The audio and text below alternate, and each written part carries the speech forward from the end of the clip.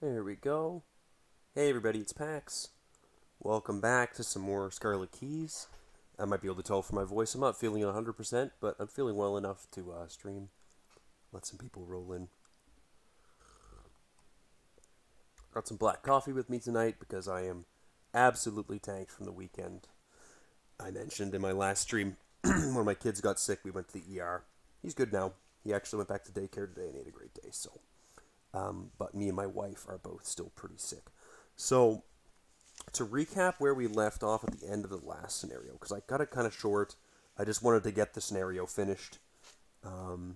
So, we got the resolution where we kind of talked with the Cleric Knight about the coteries' purposes and why he was wanting to stop the beast from getting the key. Card game. Hey, finally. Um, but anyhow, the cell aided the knight. We haven't seen the last of the beast in the Cowl and Crimson, so he's going to be following us from now on. The Cleric Knight is the bearer of the Light of Pharos, and we mark 3 times in the campaign log, and we can embark.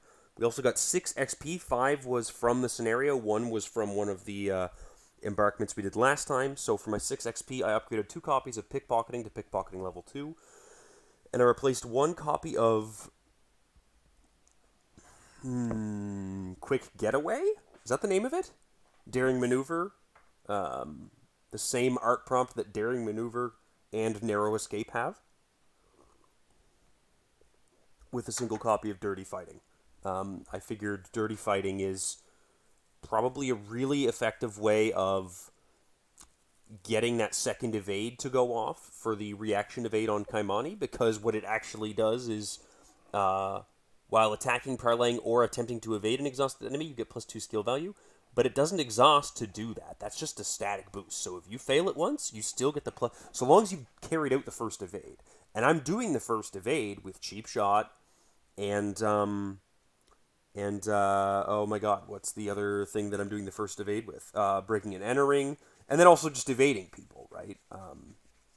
So I'm not too concerned. I'm more concerned about the second one going off. And I got rid of Quick Getaway because it mostly seemed like I just never had an opportunity to play it. And then for Charlie, I am unfortunately going to have to move away from this idea of the String of Curses recursion Charlie. I think I would do that in a campaign I was a bit more comfortable with, but where we failed that first scenario, and where that second one was pretty tricky, and I noticed Kaimani was struggling a lot to deal with Fletcher and the Stummer Detective and all the enemies that are coming out, I decided I would go a bit harder on Charlie to make sure that his synergy stuff that I started up with the Close the Circle is a bit more fleshed out. So I added 2 Cheat the System and an Aeon chart. And then a Delilah O'Rourke, and that is in place of 2 Familiar Spirits and the Eldritch Initiations. So I have quite a bit less card draw from the Eldritch Initiations and Familiar Spirit, but it was such a weird specific combo that it just kind of never came together, even in that quite long last scenario we did. But another thing that's very notable is that when we added 3 time at the end of that scenario, we passed by day 12, which is where we marked, what was it called again? I don't remember what it was. One of the time doodads, Psy. So, status report Psy. As you return to your hotel, the concierge waves you down and hands you a telegram. Trail picked up hot on her heels. Stop. Meet in Hong Kong. May require aid. Stop. Parasol is key. Stop. This must be from Inspector Flint. Perhaps you should travel to Hong Kong and learn more, if you can spare the time. In the Southeast Asia section of the campaign log, which is why we have the second page, find Hong Kong in its spot, write 50S. You are now allowed to travel to this location whenever you embark.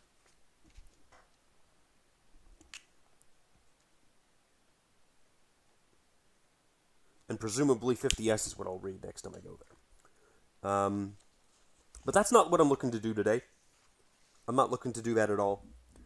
Because where we are on the map, it's a bit tricky because there's a lot of places that we traveled to, and maybe, finally, and if you're here, the way that I went was like from London to Moscow, to Tunguska, to Shanghai, and then I came back through Kathmandu, Bombay, back through Cairo to Nairobi, and then back up to Alexandria. Can I come to Shanghai again through Moscow and Tunguska so long as I don't stop there? Is that the idea? I feel like that's the idea, but the way it says travel instead of like visit, I guess, makes me worry that that's not what I can do. You're now allowed to travel to this location whenever you embark. So I'm like, is traveling through a location considered traveling to it that I'm not allowed to do anymore? I don't know. Yeah, you don't lose the path. You just can't enter, visit, read Shanghai. Yeah, okay, all right. That's what I thought. That seemed reasonable to me. So that's definitely what I thought. So I'll just toss my campaign log aside, and where we're going to be going from Alexandria is straight up to Constantinople, which is 21F. We'll be marking. Whoops. I guess I shouldn't have tossed that away quite so quick. We'll be marking one time, which will put us at day 14 to get there. We're defining travel like we're sovereign citizens or something. So day 14, I haven't passed beta yet there. That's kind of nice. Is that beta? I can only assume that's beta. And then we go to 21F. So we'll put this to the side. Put this to the side. We'll take... Wow, you're an alpha. 21F. Come on. Come on. Dealings in the dark. And I believe we read this. I don't remember if I read this on stream, but I definitely read it when it was like teased. AJ Shaheen is reaching out to us, a woman of Turkish descent, and I think she's trying to get in contact with us to. Yes, AJ has already reached out to Foundation envoys dispatched to confront and question intentions. So we'll stop there. Also, as a reminder, I do have a physical trauma on both of them and 2 mental trauma on Charlie. From one of the visits that we had there. I don't know why I'm shuffling those. That's ridiculous. But, yeah, I'll shuffle these in while I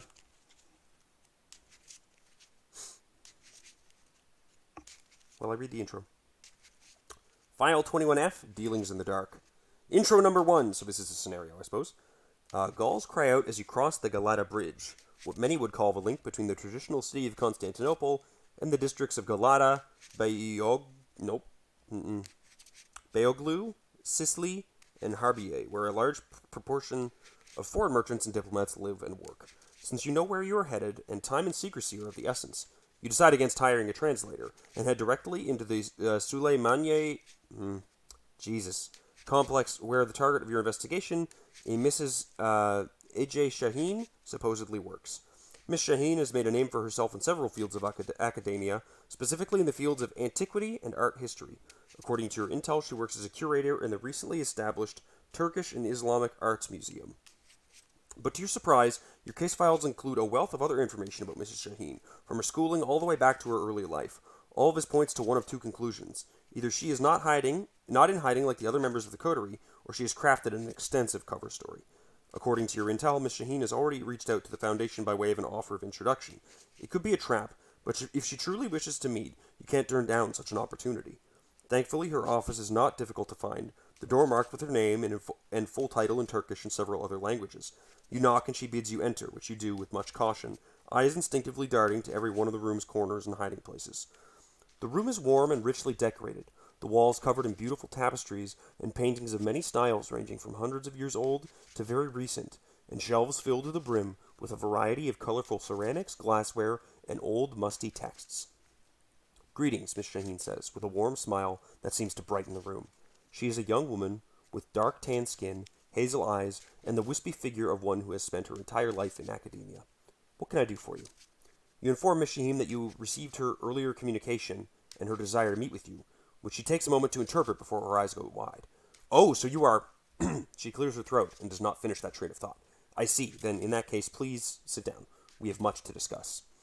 You tell Miss Shaheen that she can start by explaining her involvement with the coterie. Your eyes catch her shifting uncomfortably in her seat at the mention of the organization's name. The coterie is involved in a great many things all over the world, but you likely already know, she says, choosing each word delicately. But our goals are not so different from your own. I spent many years as a researcher for the organization, searching for the very same things your employers seek. Objects of arcane power that can be used to defend humanity from the threats we cannot see. Read only if at least one key is bound to an investigator. Well, unfortunately. Did I stop in Kathmandu? Yes, I did stop in Kathmandu.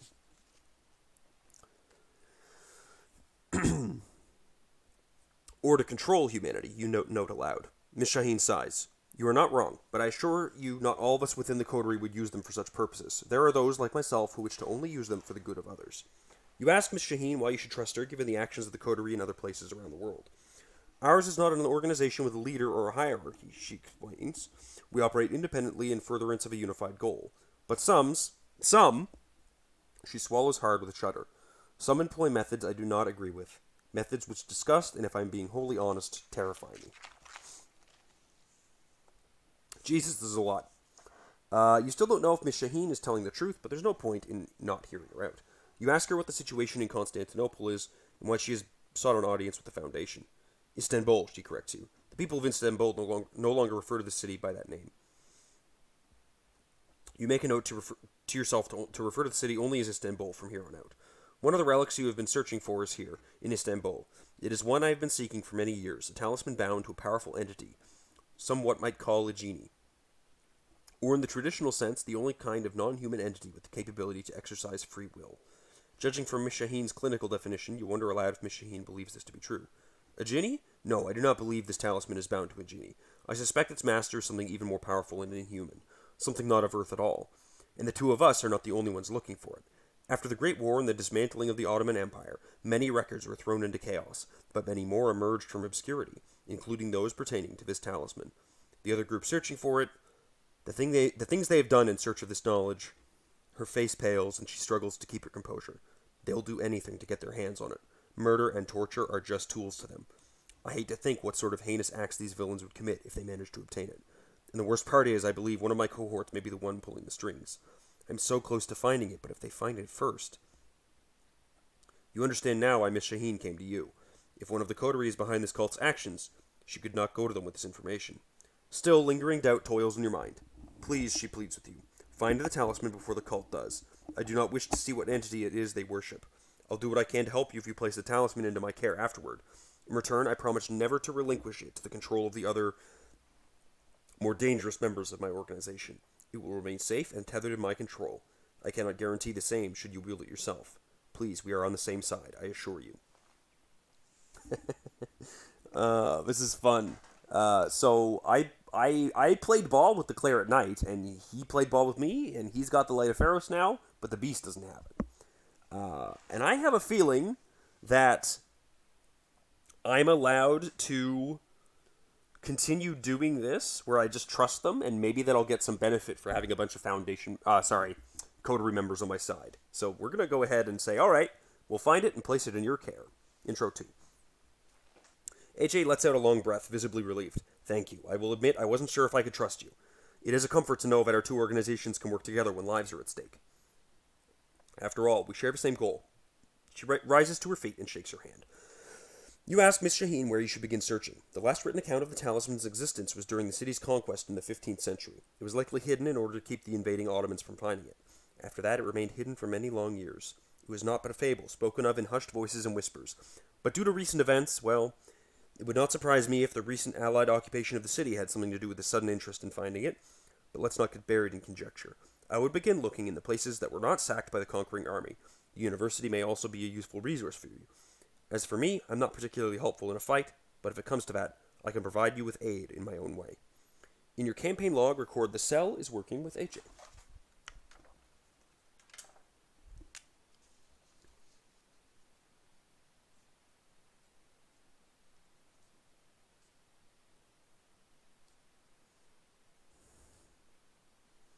How do you spell that? E-C-E.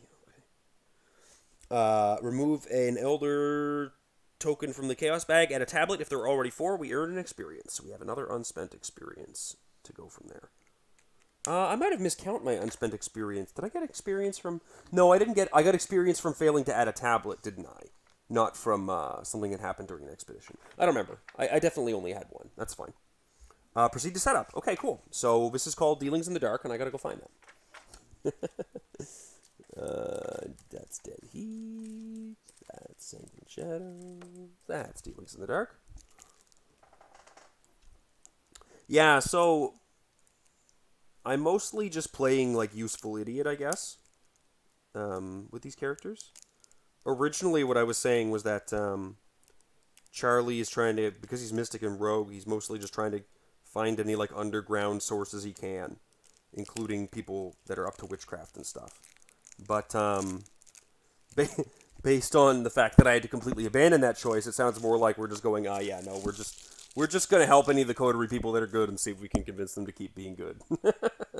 So dealings in the dark, agents of the dark, and then I've got a couple of acts, and then I've got this single-sided thing that I probably need to put aside. And then the unveiling, what the fuck? And then a whole bunch of stuff. There's HA, there's a whole bunch of stuff, and there's the thing. Okay, cool. So, gather all the cards from the following. Dealings in Dark, Agents of Yuggoth. Oh, that's a painful one, isn't it? That's, where is it? I saw that symbol earlier. Agents of Yuggoth. Oh god. Ancient Evils and Dark Cult and Locked Doors and Midnight Masks? What the fuck? Oh, that's a nightmare. I hate that. Locked Doors. Midnight Masks. At least I don't have to deal with Crypt Chills. Oh, whoops. I fucked up the ordering of those and Ancient Evils. Jesus. Oh, that is a brutal set of encounter cards.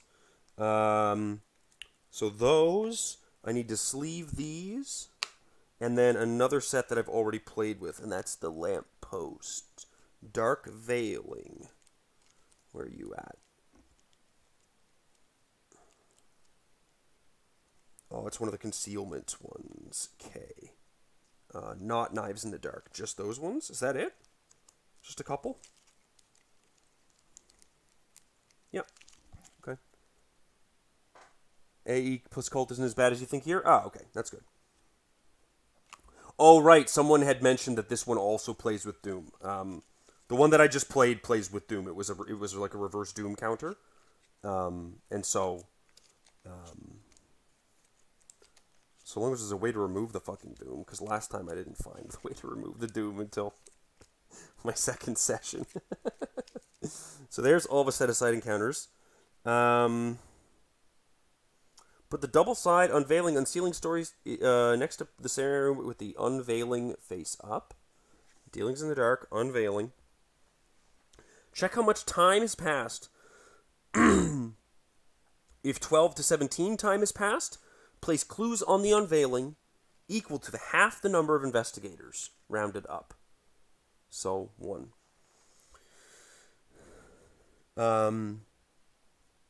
Put the following locations here. I should move my characters over here and get them partially set up.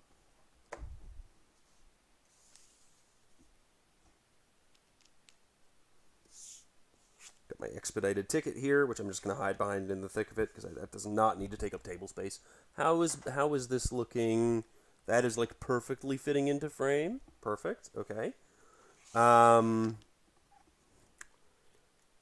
Put the following into play. Galata docks. No? Galata? Galata. The Obelisk of Theodosis, the Istanbul University, and the Hagia Sophia. And then a whole bunch of other locations stay out of play. Must be on the right-hand side of the play area.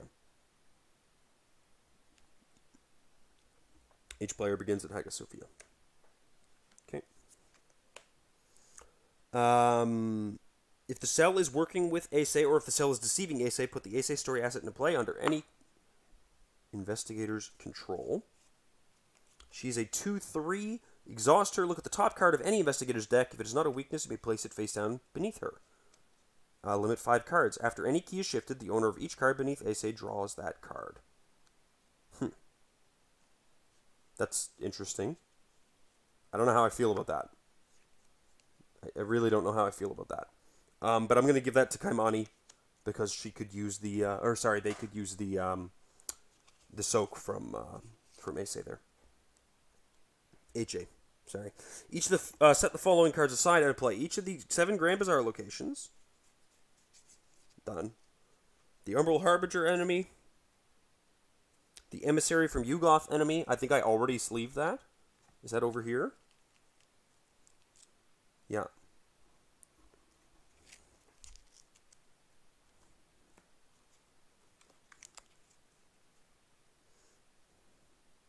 The Galata Docks location, the Twisted Antiprism key, and the Chase Act and Agenda card, which I shoved under here, but that's fine.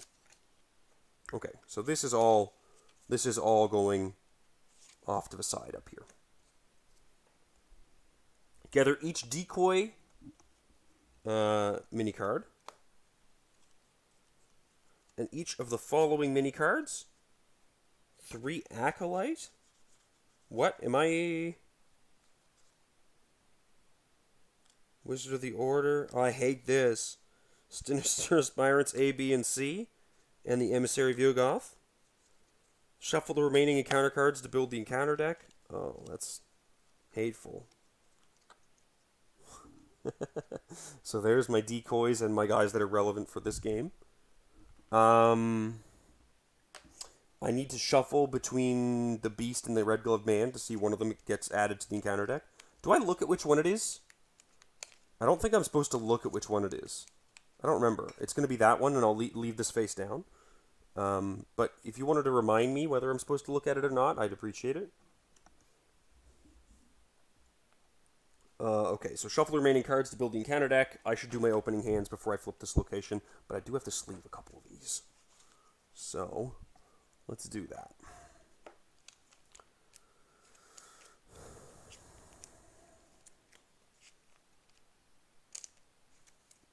Ugh, fuck off. You gotta be kidding me.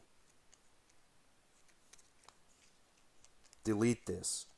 Delete this.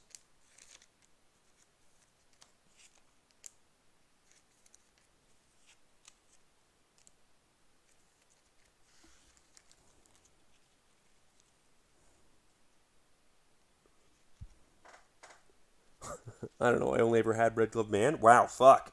Are you serious? Jesus Christ, dude. Okay, so there's the encounter deck. I'll shuffle that up a bit, and I'll do my opening hands. I'm actually gonna... Yeah, no, I'll do a good shuffle here first. I'm pretty sure that I literally just, like, split the cards a little bit sideways enough to see the Red Gloved Man's hands. Oh, no. I hope I didn't just spoil that for myself. I genuinely don't know. I made friends and didn't do many missions. Oh, okay, fair enough. Yeah. Well, I made friends with the Claret Knight, but the whole premise of that scenario is that you're either stealing it from... Well, no, I think there's a couple of different premises, to be honest with you, depending on stuff you do ahead of time, so I shouldn't... But the way I did it was... I was helping him against a different coterie member who is now chasing me. So let's shuffle over here a little bit. I think I already did. I probably did enough shuffling while I was fucking around with that, eh? 1, 2, 3, 4, 5 for Charlie. We'll do 1, 2, and then we'll go 1, 2, 3, 4, 5 for Kaimani. Let's look at this here first before we make any decisions. Skulls minus X, the highest number of clues on a cultist enemy in play, to a maximum of 3. If it's X 3, X is just 3. A cultist is a minus 5. You may place a doom on the nearest cultist to change this token's modifier to minus 1. Okay, I have 1 cultist token. Tablet is minus 3 if you fail, place one of your clues on your location. Ugh. But the Elder Thing's minus 2 if you fail, place a doom on the nearest enemy cultist, so we'll take it, I guess. I did get a pickpocketing, I get a sneak attack and a backstab and a momentum to watch this. This isn't the worst. It's money. But I feel like I want a pickpocketing and something that helps me evade, not something that does damage. Maybe the pickpocketing and the watch this and then just mulligan the rest. I think that's... maybe I'll keep the backstab just in case. Oh, but that's tricky because then I got the momentum. No, you know what I'm going to do? I'm going to look and see what Charlie has so I can make a more informed decision. I have a Sword Cane, I have a Culling in Favors. I have an Eldritch Sophist, a Hit and Run, and a Cheat the System. Well, this is a pretty fucking good opening hand, I'm just going to say. I think that I mulligan the Sword Cane and the Cheat the System, though, because I can already hit and run Eldritch Sophist and get someone in play for free. So I think I just mulligan those. Very nice. And then Kaimani. Yeah. I think the momentum and the sneak attack go, but I think I'll keep the backstab just in case. A Pilfer and a Manual Dexterity. Yeah, that's good enough. Good enough. I'll take it. Okay. So, the Unveiling. Forced. After one or more doom is placed on a cultist enemy, flip them to the clue side. If an enemy has more than 3 clues on it, move the clues in excess of 3 to clues unveiled below. The number of clues possessed by the cult is equal to the number of clues on cultist enemies in play, plus the number of clues on clues unveiled below. Agenda 1A, Agents of the Dark. The cult operating in Istanbul is secretive and deadly, with eyes everywhere and ears in every dark corner of the city. Each non-weakness cultist enemy gains Concealed 1. After you evade a cultist enemy, return it to the shadows and resolve its Concealed keyword. Take control of one of its clues. Search for the manuscript. According to Miss Shaheen, the talisman has been hidden somewhere in the city for many hundreds of years. You must not let it fall into cult's hands. Find the talisman before the cult does. If either the cult or investigators at any location possess the requisite number of clues as a group, advance. So we're fighting them for the clues. Oh, and there was one more step in setup, wasn't there? There was this one at a time in player order. Each investigator discard cards from the top of the encounter deck until they draw a cultist enemy. Each investigator draws the enemy they discarded, resolving its Concealed keyword as granted by Agenda 1A. After all investigators have performed the step, shuffle each other discarded card back into the encounter deck. And we begin play at Hagia Sophia, so I think this is revealed before we go any further. Originally built as a cathedral, the Hagia Sophia Grand Mosque is one of the most iconic buildings in the entire world, and the epitome of Byzantine architecture. Having survived the city's numerous transformations throughout the ages, this holy place may contain a wealth of information pertinent to your investigation, if you know where to look. 2 clues to Shroud. Place 1 per investigator clues on Hagia Sophia from the token pool. Place a resource in Hagia Sophia also from the token pool as a study token. Okay. Oh, okay. So you can study... Okay, I see.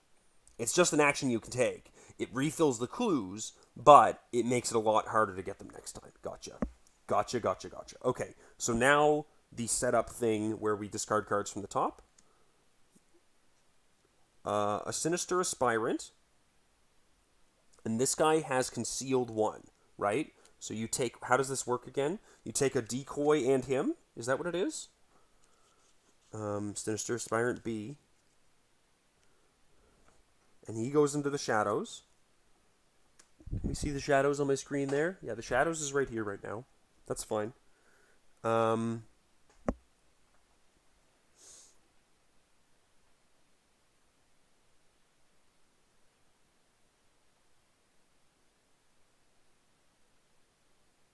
Okay.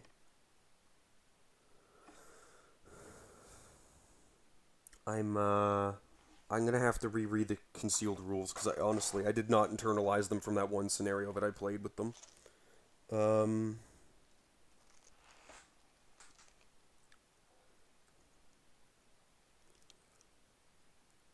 Along with 1 decoy, where 1 is the concealed value. Shuffles them face down, puts them into play distributed as evenly as possible among each location in play, starting with the locations nearest. Okay. So, basically, these get shuffled as concealed cards between Hagia Sophia and my choice of the Obelisk of Theodosius and Istanbul University. So that's those 2, right? I'll just do the Obelisk of Theodosius. And then Charlie gets a Wizard of the Order, which the same thing happens. So we get another decoy. That was, no, just 1 decoy. And the Wizard of the Order. Now, when these guys are up here, is their text active? How does that work? So one of these goes here, and then I shuffle those ones, right? Is that how it works? I think it's how it works. So I'll like put one here and then another one either here or here. I think I'll just, yeah, I'll put it there for simplicity's sake, and then I have to shuffle these two as well. I have no idea how to shuffle two cards. I'm trying my absolute hardest not to count, but it's like really tough to make sure you're not counting. Oh my god. Okay. So what am I missing? I feel like I'm not understanding the concept of this a little bit. After one or more doom is placed on a cultist enemy, flip them to their clue side. Oh, and am I supposed to shuffle these back into the encounter deck? Shuffle each other discard card back into the encounter deck. Yeah. Okay. I just talked while I was shuffling, and that shut the numbers brain off. Yeah, that's what I was trying to do, and it kind of worked. I was complaining about how do I not count these to try in an effort to not count them, and that I think kind of helped. I don't know which one's which, but I'm not convinced that I did a very good job of it. So I guess the point here that's going on. So yeah, is this guy gonna get Doom at the end of every Mythos phase, even though he's in the shadows? I guess that's the part that I'm a little hesitant on. I assume the answer is yes.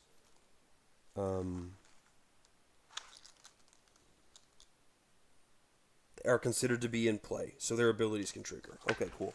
So I gotta get them at the fuck out of here.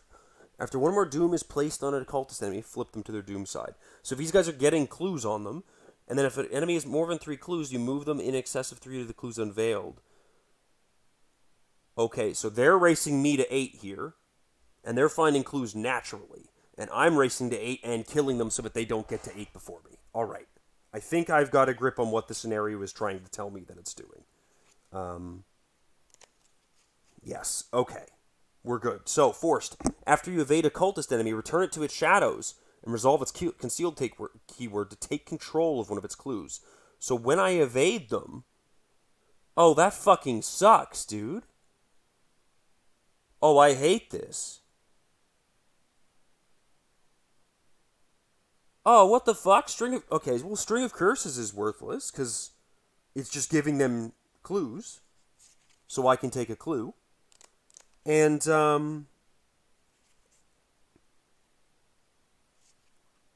Kaimani can't defeat them. Fuck. A sneak attack will never fire for the rest of the scenario against any of the cultists. Oh, dude, that is... Fuck's sake. That's like 2 scenarios that I've played with Kaimani where, like, their ability is just like, oh, you want to play with Kaimani? Yeah, no, sorry. That's really frustrating.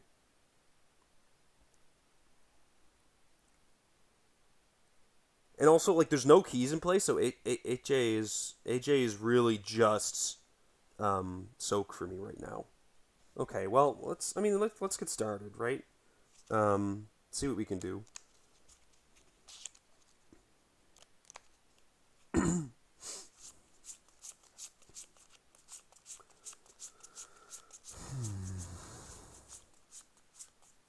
It's really tricky.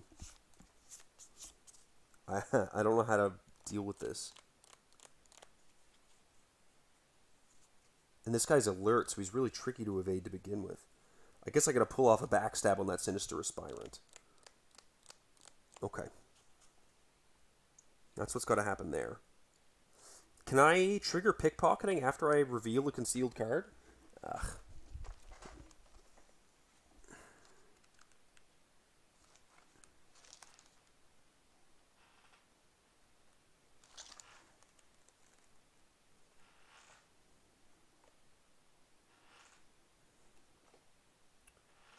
If a mini card is exposed by evasion or damage, the matching enemy is not evaded. So I can't do a pickpocketing when I'm revealing them. But if I evade them again afterwards, then I can do a pickpocketing. Okay, so maybe it's not that bad, because I can find the wizard. Like, say I find the Wizard of the Order and he's got a doom on him. I take, well, not a doom, a clue. I take that clue and get a card and a resource, and then he just gets concealed again.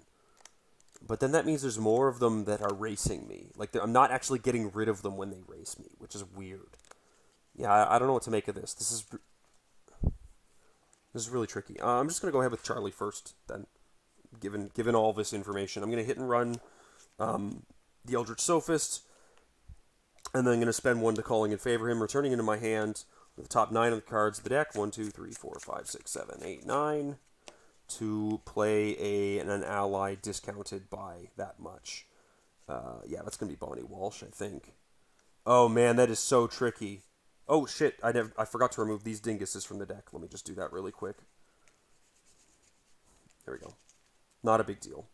I should shuffle that a little bit. And then I guess I would have one more card amongst those.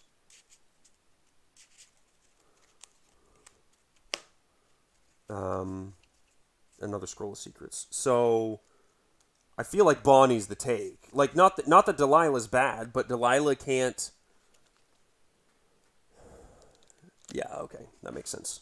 Sorry, my screen is like over here to read, so it's like I have to be like, what did you say? I feel like Bonnie is just a straight up better idea right now. It's just more skill value, and then when I get more allies, it's more useful. So I'll take Bonnie for free there, or for 2 resources, I guess. Slightly better than Miss Doyle. Miss Doyle would have been pretty sick, though, to be honest. Getting one of those cats right away would have been kind of nice. But not a big deal. At least these guys are easy to reveal for now. That's the thing. Excuse me. I'm going to play, for 1 second action, a Scroll of Secrets. Use it on, I want to say, Kaimani, to get this kicking in the hornet's nest. Jesus Christ. That's a shit idea. It's money, though, so that's fine. Wow. This is going. You know what? I think I'll just try the investigate for 4 against 2. That seems reasonable to try and get a clue off this location. And I'll try to get Kaimani to reveal these concealed cards and try and, I don't know, delay one of them maybe. Oh no, but they don't have clues on them right now. Or they don't have Doom on them right now. So that's not a great use of my time, I think. Right? Is that... If an enemy has more than 3 clues on it. Okay, so that only goes to this... So they're permanently at 1 out of the 8. And they can get up to 3 on them before it becomes permanent. But if they ever dip above 8, I advance?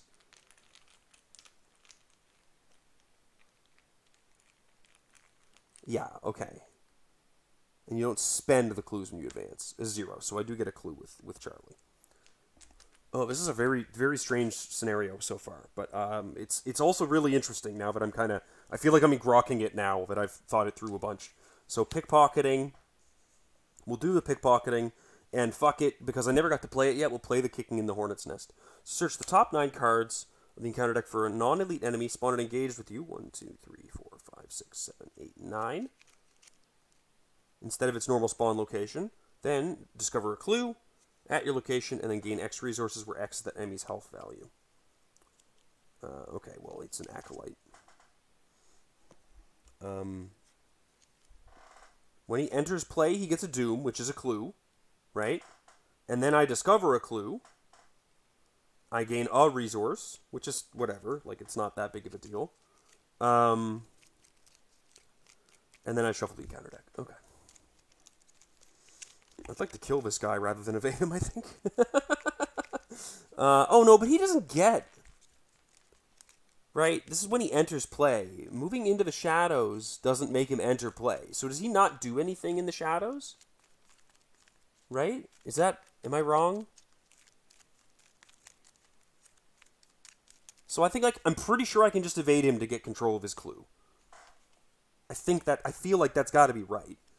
I fucking have no idea. All right, let's evade him. 5 against 2. I'm gonna assume that this gets me a clue and a card or some money.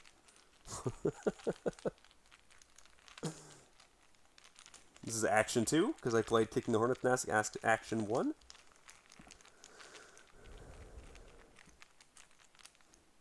-3. Successful by nothing. I'll just take a card. It's a sneak attack. I get the evade. Return it to the shadows, resolving its concealed keyword. So I have to conceal a decoy and the acolyte, but I get the clue, right? Is that... Oh, God. This is a nightmare. I'm going to fuck this up so bad. So between these two, one of them goes here, and then I have to shuffle those, and then I have to shuffle these. Jesus Christ.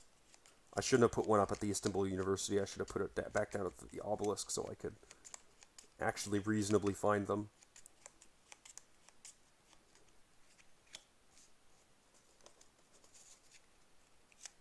Oh my God. I feel like this is already a nightmare. Okay.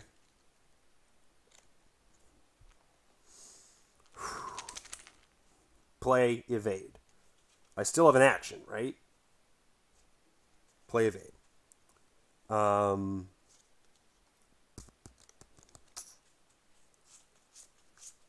don't want to add to the shroud, because then these guys are harder to reveal. Yikes. I think I'll just draw another card. A quick getaway. Okay. Every day we're shuffling. That's right, isn't it? We ready up. At the end of the enemy phase, he's ready. I place a doom on him, which is a clue. I get a card and a resource for Charlie, a Faustian bargain, and I get a card and a resource for Kaimani, a guts.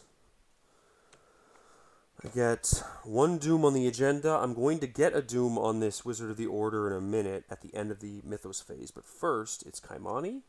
Tenebris Eclipse, put it into play next to the agenda deck. No more than one concealed mini card can be revealed by each investigator each round. And then for Charlie, the Sinister Aspirant A, who's going to go up into the shadows. He's not going to have a clue on him. This guy's going to get a clue, and then we need to put another decoy in another Sinister Aspirant. A. Well, I have entirely half of the enemies out of the bag right now. So, whatever, I guess. Like, it's not a big deal. We'll just only expose 2 guys this round and cry when we have 3,000 clues against us already. I'm blah, blah, blah, blah, just talking through this. It's impossible to not know which one it was. I should just, like, drop...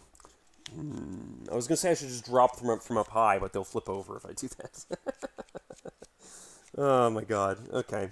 Well, there's only so much we can do to actually find these guys this round, so I may as well start with Kaimani to see if I can get one. So, yeah. We'll attempt to evade one of them. We'll attempt to evade this. We're 5 against 2. And this is the only one we get to do this round as Kaimani. Oh, no, we should go with Charlie first in case we do find one, right?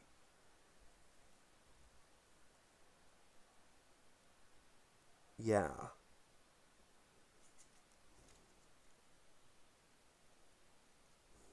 We'll use the Scroll of Secrets to find a card for Charlie, because I feel like he needs cards a bit more right now. A Calling in Favors.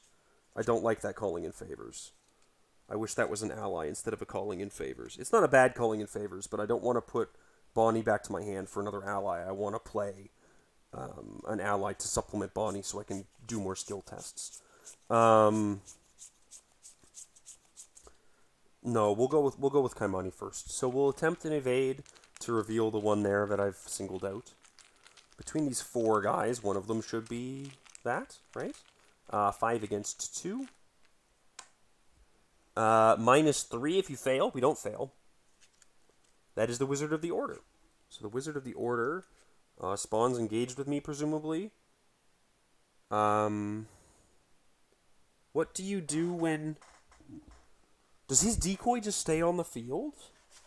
I remember there was something about, like, if all the decoys are gone, or if all of the guys are gone, if there's only decoys, you just clean them all up, but...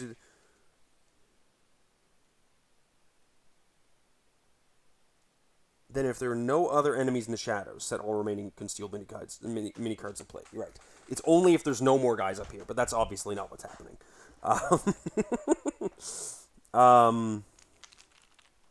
I'm tempted to fight this guy. I'm tempted to try and kill this guy with a... If you expose a decoy, you take it out of play.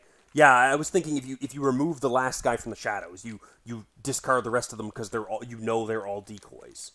But right now, the Wizard of the Order's decoy is muddying whether I can find these sinister aspirants and the acolyte, which is fine. It's notable, I guess.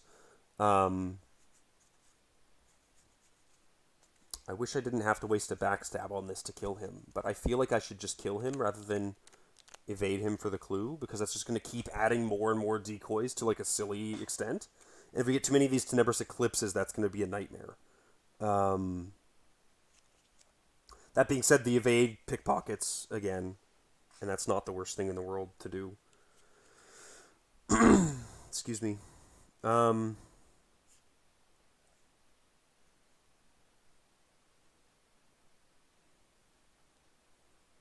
Yeah, I'm just going to go for that, I think. I think I'm going to do the backstab, manual dexterity, and a watch this put into it. I'll put $2 in with the watch this. That'll put me at 8 against 4 to try and kill this guy. That seems fine.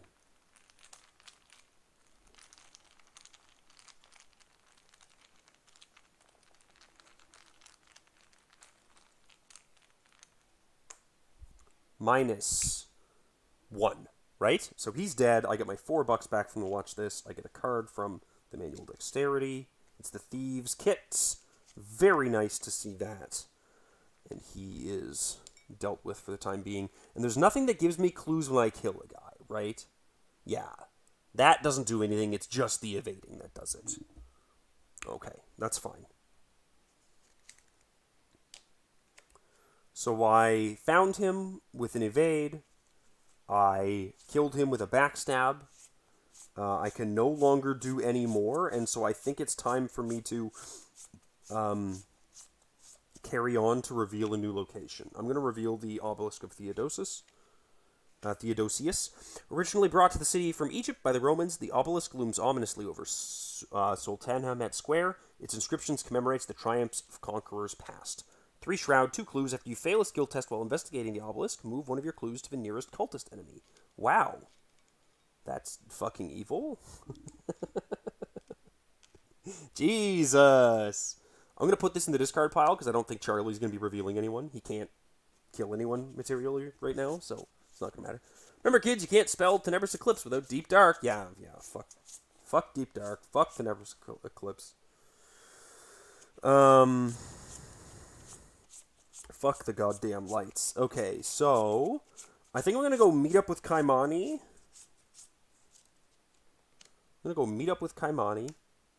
I'm going to play a Faustian Bargain, adding 2 curses to the bag, and giving myself money and giving them some money. I'm going to give myself 3 and them 2. Because they're going to get their money back with a Thieves' Kit, but I don't want to beggar them to play it. Move, do that, and then play an Eldritch Sophist for 4, 3 of which goes on to him, 1 of which gets moved to my Scroll of Secrets. And that'll be it. That's fine. That's fine. So that gets discarded. These guys each get a clue, so I do need to find them pretty quick. Wow, that's actually kind of crazy. We ready up. These concealed cards are going to be a nightmare. Oh my god. So 3 there. 3 here. Yikes. We draw and gain a resource. Close the circle. Not a lot. Only 2 right now, but good to see. Draw and gain a resource. Agent Fletcher. And I just used the backstab. Fuck you. Okay, so a Doom goes on the agenda, right? That's a very short agenda. And then encounter cards. Kaimani gets the Red Gloved Man, who has the Eye of Ravens attached to him.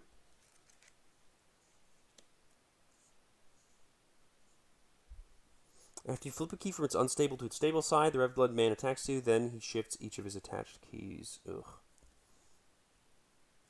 5/3/5. God, not this shit again.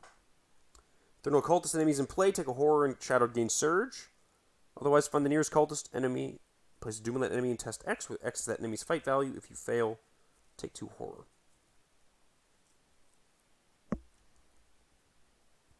Okay, so I think I'm placing a Doom on this guy and testing the Acolyte's fight of 3, but I'm going to fail that and take 2 horror, and it's just going to go on this Eldritch Sophist, because he's, yeah, my encounter deck hates me.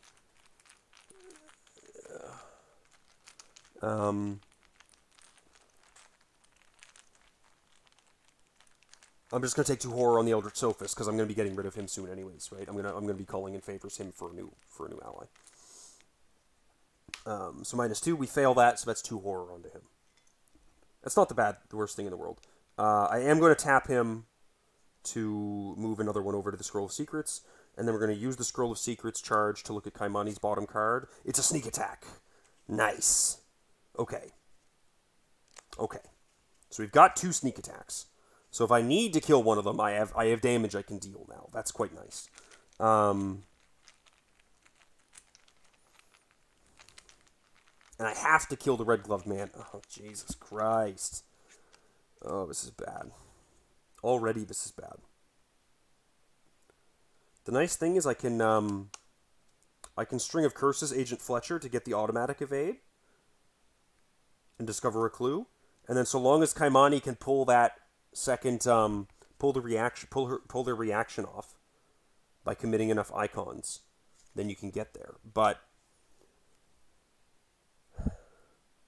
the problem is, that's a difficulty of 6. But he'd be evaded, and so I could sneak attack first. But I'd need to get the Red Gloved Man off of me. Ugh.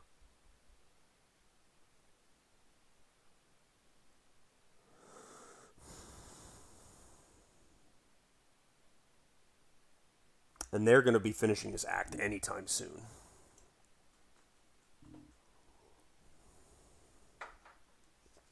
This is really complicated. Fuck. Christ.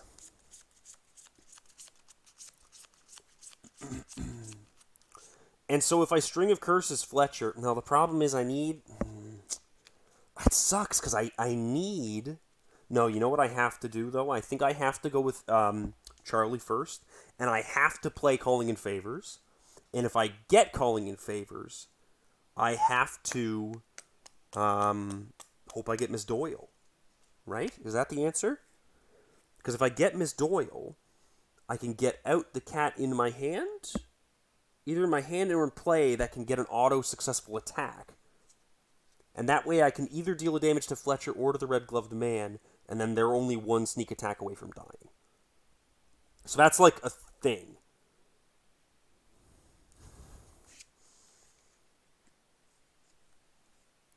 How long can I tank these guys? The problem is I need to deal with the guys up there too. Like I need to take their clues and have them not be ready.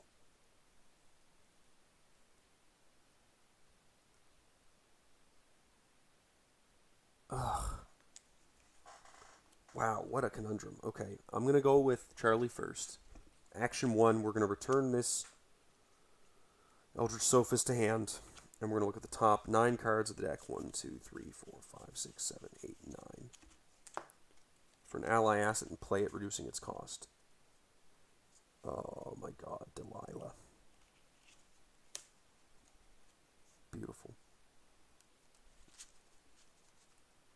Fucking beautiful, dude.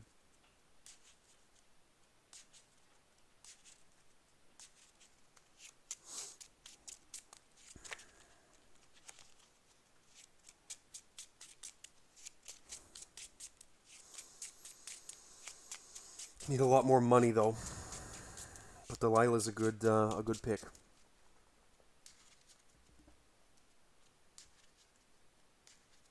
Two actions left. If I string of curses, I can't Delilah. Because you can't damage them after you've done a string of curses. You can discard them, but you can't damage them.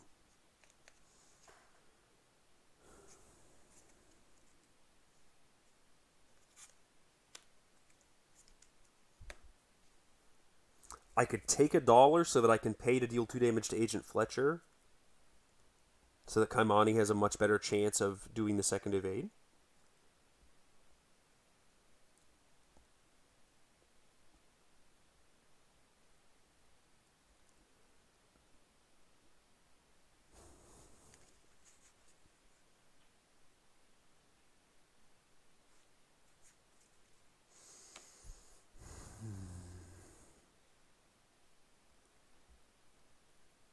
A resource pays for 2 damage on Agent Fletcher. God, I like that. That's hard not to like.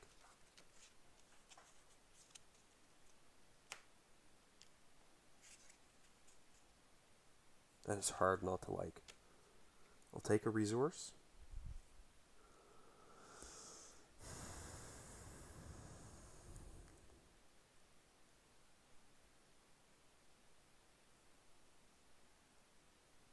I guess another thing that I can technically do is I can try to reveal one of these concealed cards with agility by evading it. So I can do an evade of 1, 2, 3, 4, 5, 6, and then ready Delilah 6 against 3, and that'll let me at least get rid of a decoy, if not get one of these guys engaged with me, so that they're not adding more clues. I'm not sure. It's kind of goofy, but I think it's a play. -2, so we'll reveal this one. It is an acolyte, so the acolyte pops on to Charlie there. And does he hit Charlie precisely, or does he just come into play?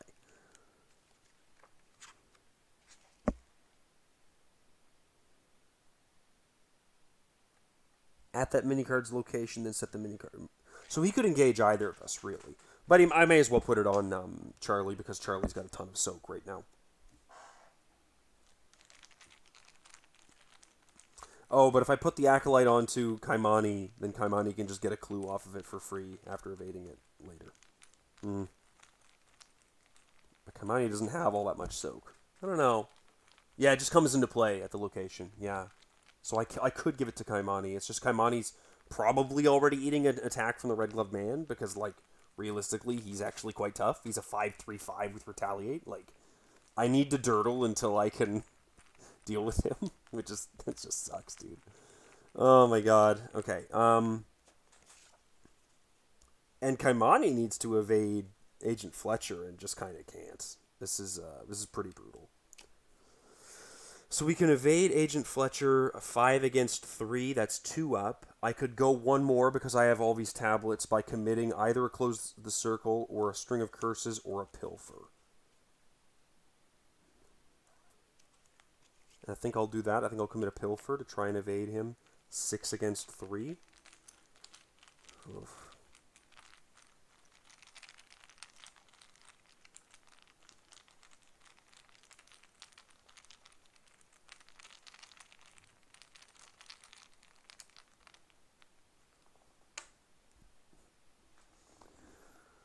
-4. Here we go. Here we fucking go. This shit again.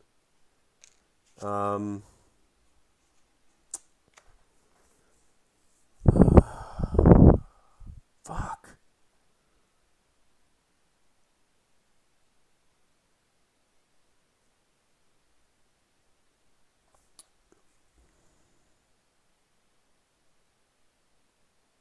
Man, I do not know what to do against this. This is just brutal.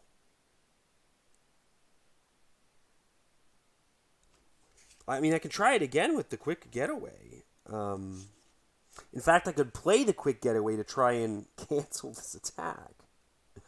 But then I'm hedging it against a 2 and I'm out of commits if I do that.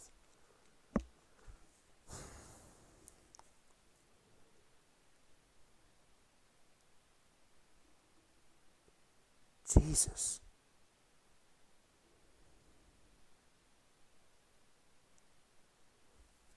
Oh, man.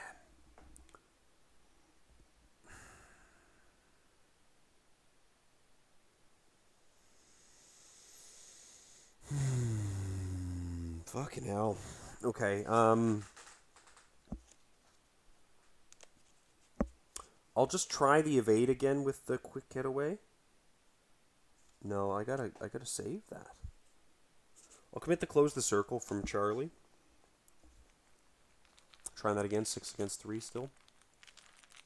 Because I really need that quick getaway for the second evade to get rid of this fucking guy. Ugh, God. It's nuts. Elder Sign. There we go. +1. Okay, so he's evaded. The basic evade. I do get a pickpocketing. I'll take a card and a resource. And if a Stubborn Detective comes into play, I'll just lose. It's a quick thinking. Oh, that's actually really nice. Yeah, that's really nice. Okay, I like that. And then I re-engage him. Delilah taps to deal him 2 damage.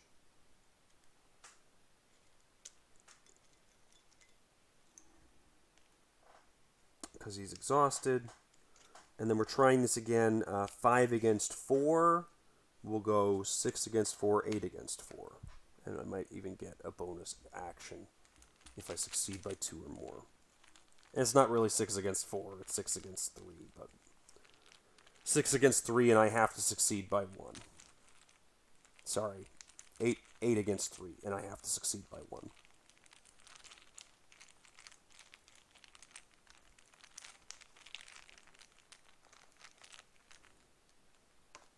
+1. Cool. So he's dosed. And I get that bonus action. But unfortunately, I don't have anything great to do with the bonus action. Because I've got this red-gloved man on me. So, I don't even know what the fuck to do with that. He's going to be a nightmare to get out from under. I guess I could just try to toss an evade into this. Like, what's the worst that can happen? Placing a clue on our location would suck. But like, am I gonna toss away this free action from the quick thinking? I mean, I'll try and evade. It's fine. If I can get an evade off of him to avoid 2 damage, that'd be cool. -2, nothing. So the Acolyte punches Charlie for 1 damage onto Delilah. The Red Gloved Man punches Kaimani for 1 onto Eche and 1 onto Kaimani. These guys both get a clue on them.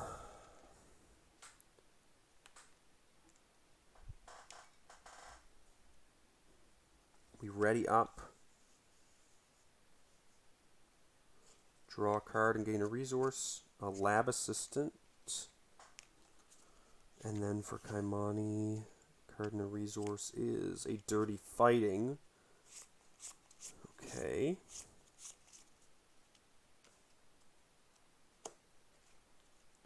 Really wish that String of Curses could get this auto evade off. Or that Charlie could do an evade on his own. Okay, so we're up to 3 Doom out of 4, and then encounter cards for Kaimani is a Mysterious Chanting. 2 Doom on the nearest enemy, so that goes there. And do I just lose instantly? 1, 2, 3, 4, 5, 6, 7, 8, 9? Is that what happens?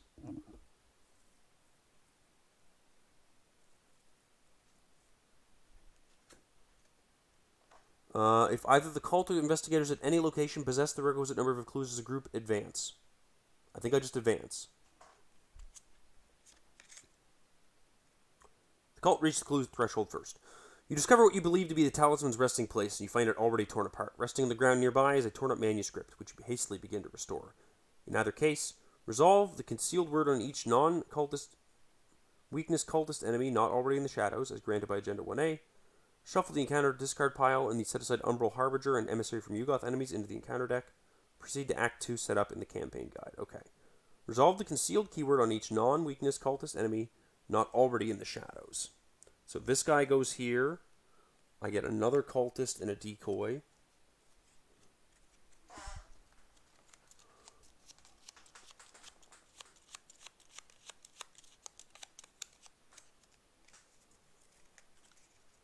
Man, this is brutal.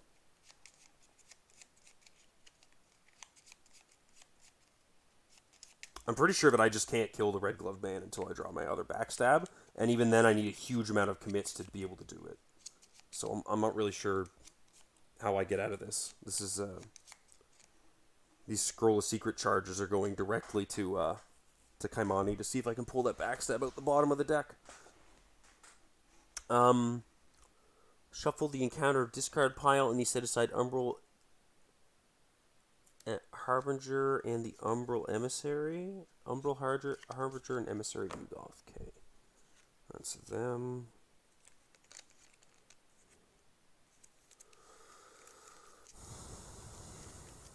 Proceed to Act 2 setup in the campaign guide.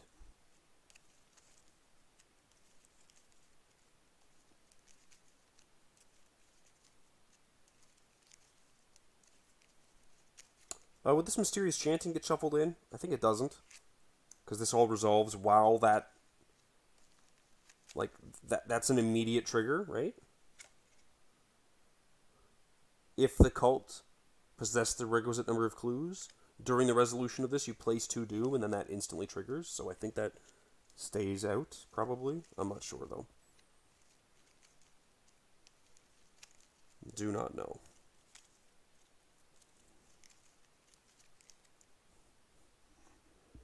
Alright, Act 2 setup. Right? When you're instructed to do so during Act 1B, follow these instructions. Set each of the current locations aside. Wait, what?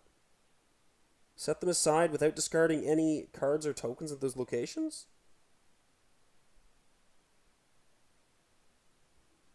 What? I don't understand what this is saying.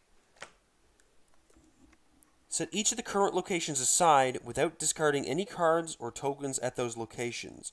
Those locations, along with the cards and tokens at those locations, are not considered to be in play during Act 2, but will re-enter play later in the same state. What? Okay.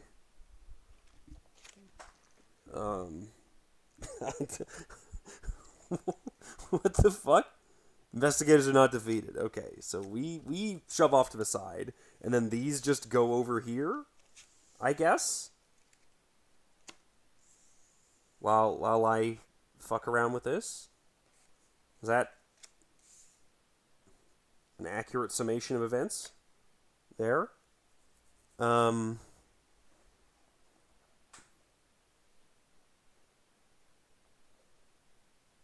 Along with cards and tokens at those locations. So should I include the Red Gloved Man in this? I don't know. Shuffle the 7 grand. I assume I should. He's a card at the location.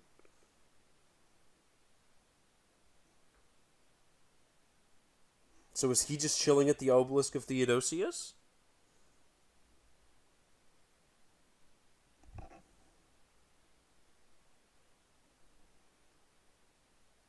I don't know. I'm just going to assume that he does. Because I'm going to fucking lose if he doesn't.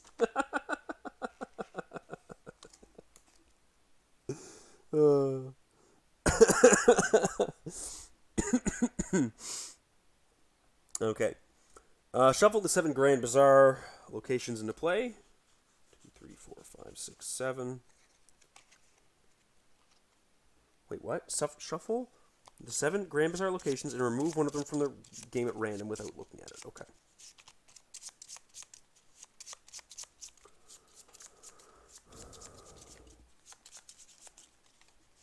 Didn't look at it. Reveal a random token from the Chaos bag and find the diagram below that matches the revealed Chaos token. If none match, retry. He's gone now since he's not mechanically relevant. Okay, cool. This is a big mechanics thing at this point, I guess.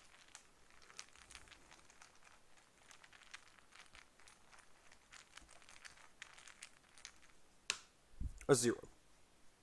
The east gate and the entrance. So I go 1, 2, 3, 4, 5, 6. Those all visible? Cool. Oh, this is a nightmare. Move each investigator to the Grand Bazaar location, marked in the randomly chosen diagram as the entrance.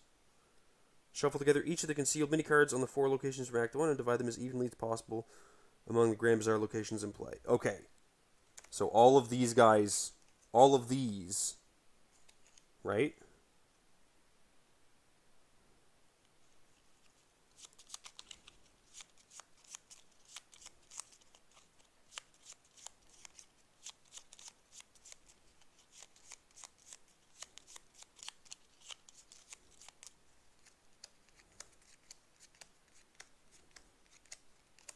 Like that.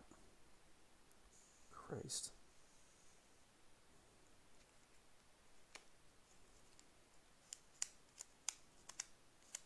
Ah, come on. I just want to be able to continue this scenario. Please. You're now ready to proceed to Act 2.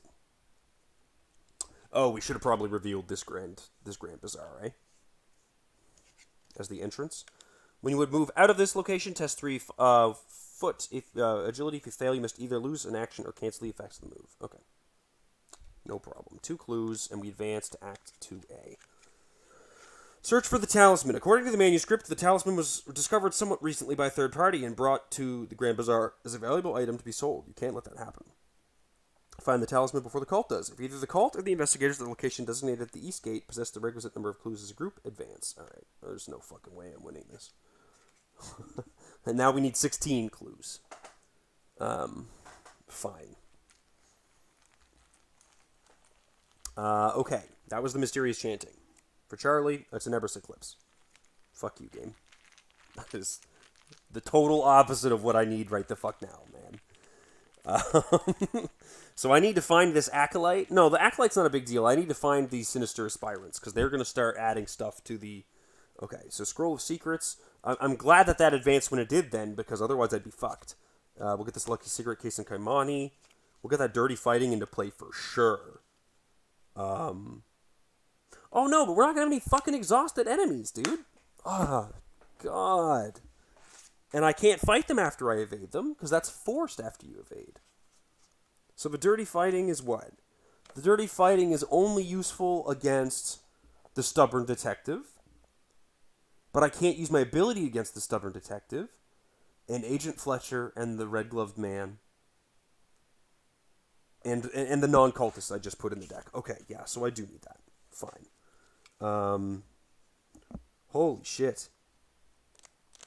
Okay, so we're a little behind. We're a little behind. I need a lot of clues. I only have 3 clues.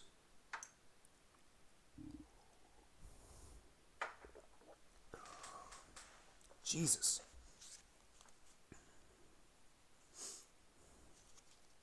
Okay, I'm going to pay 2 for this Lucky Cigarette Case.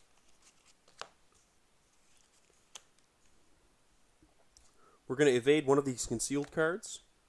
5 against 1.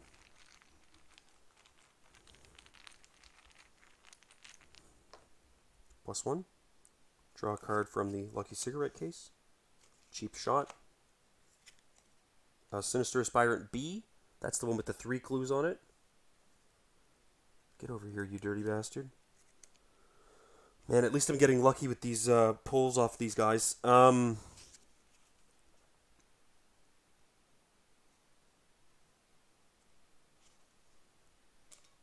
Cheap Shot him. Fighting 7 against 2.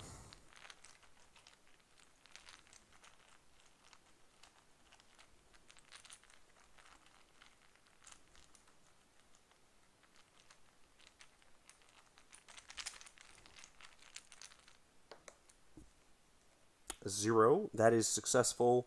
I deal 1 damage to him. And I evade him, taking a clue off of him. Sending him back up to the victory display. Not victory display, but the shadows. So now he's only got 2 clues on him. That's good. And since I evaded him with the cheap shot, it does automatically evade, so I don't succeed by an amount, but I do get to either draw a card or take a resource. I think I'm going to draw a card again. Manual dexterity. There we go.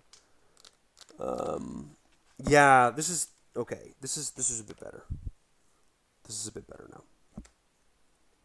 I'm feeling slightly better about this.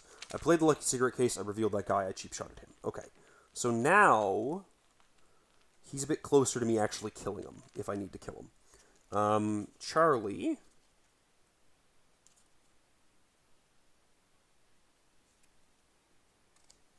I think I'm going to have you draw a card. It's Madame Branche. We're going to investigate the location with Bonnie. No, we're going to reveal someone. We're going to reveal this guy with an evade. Just to get rid of it if we can. So 1, 2, 3, 4, 5. No, 1, 2, 3, 4, 5, 6. Do I need all that much? No, I guess I don't, eh? What do I need? I don't really need much of anything for that. Yeah, so I do this. I go 1, 2, 3. And I try a 3 against 1. Oh, but if I draw a tablet, then I have to drop a clue. I hate that. Yeah, I hate that. I don't like that one bit.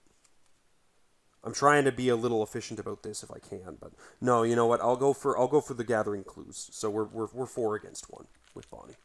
That's fine. Whoops, I pulled 2 tokens out by accident. That was 2 in my hand. Skull is a -3, so it is successful for 1 clue.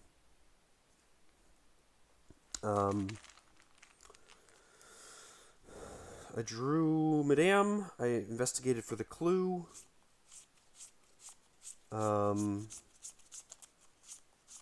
Let's just draw another card. Another scroll of secrets. Cool. Okay. Ready. A card and a resource. An art student. This guy goes up to 3. This guy readies. Over here we get the stubborn detective. Holy fuck. And a resource. At least we can sneak attack him. We got the sneak attacks for it. So we go up to 4 doom. What the fuck does this do when it advances? In a shadow of void light. The day dims as you strain your eyes to examine why. And you strain your eyes to examine why. A strange black shape has begun to crawl its way over the outline of the sun. An eclipse? Whatever this cult is up to, you better stop it soon. In player order, each investigator must choose. Either place a clue from the token bank on Clues Unveiled, or search the encounter deck and discard pile for cultist enemy and draw it. If no cultist enemy is found, place a clue on Clues Unveiled instead. Shuffle the encounter deck if it is searched. For each eclipse that was on this agenda when it advanced, an investigator must resolve the above effect an additional time. Flip this agenda back over, adding a resource to it as an eclipse. So we either place a clue on there, or we search for more cultists. I think I kind of have to place the clues, but that seems really risky. I'm gonna search a cultist for. Yeah, I guess I gotta search cultists. I'm gonna search for acolytes.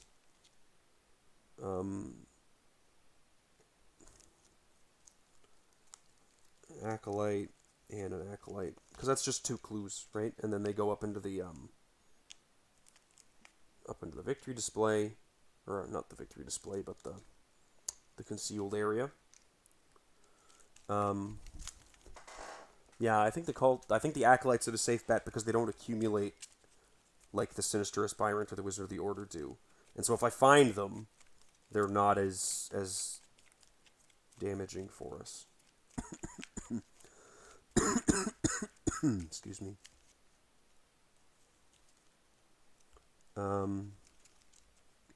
So then that's got an eclipse on it now, and I have to find it's 2 decoys and 2 acolytes. Yeah. So 1, 2. No, 1, 2, one of each. A decoy and an acolyte are going to go here and here. And I'm gonna blah blah blah talk a little bit like that. And then I have to do the same thing, and then there's no point in shuffling those because I don't know which is which. But I do shuffle them after I've done this shuffle. So like that. Now there's 4 here. Jesus Christ. And 3 here. At least this pickpocketing works on the Stubborn Detective. I'm glad I have a sneak attack for this. Okay, and an encounter card for Kaimani is the Umbral Harbinger. When Umbral Harbinger is dealt damage, place a Doom on a cultist enemy nearest to it. And then for Charlie is a Hunting Shadow. Either take 2 damage or spend a clue. I'm going to take 2 damage. 1 on Delilah and 1 on Bonnie. What the fuck, dude?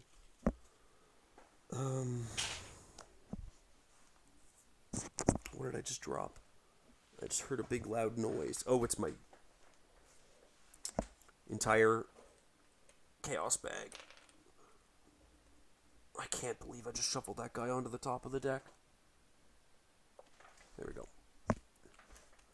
Yeah, no, that, I mean, Enemies Please is like the name of the game for me right now. That is okay. And what else did I drop? Sorry, my chair just ran over like the monitor for my son's room and unplugged it from the wall.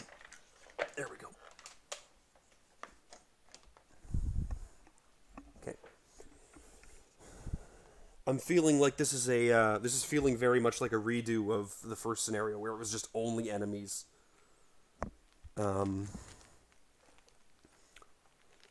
So place Doom on the nearest cult. I mean, I can place Doom on the Acolytes. They're nearest because there's no other cultists with us here. So I could like evade him. What the fuck can I do, man? Oh my god. I can spend 1 resource to deal 2 damage to the Umbral Harbinger with Delilah, and that makes the second evade a lot more reasonable. But first,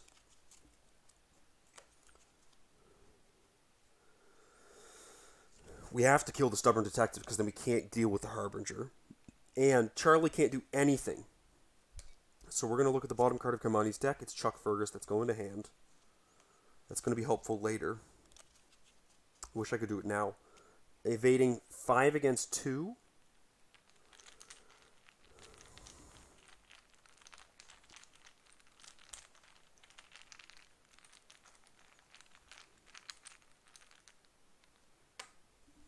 -3. Because that's the highest Doom on someone. Oh, no, I have to kill him with Delilah, otherwise this guy gets an attack of opportunity on me. Anyways, we'll do a pickpocketing for a card. It's another Thieves Kit. I guess I can do the evade on the Umbral Harbinger. Yeah, that's not a big deal. We'll do the evade on the Umbral Harbinger. Just 5 against 1. Oh, then... Oh, yeah, I shouldn't have done the pickpocketing then, because I could probably succeed by 2 on that, but whatever.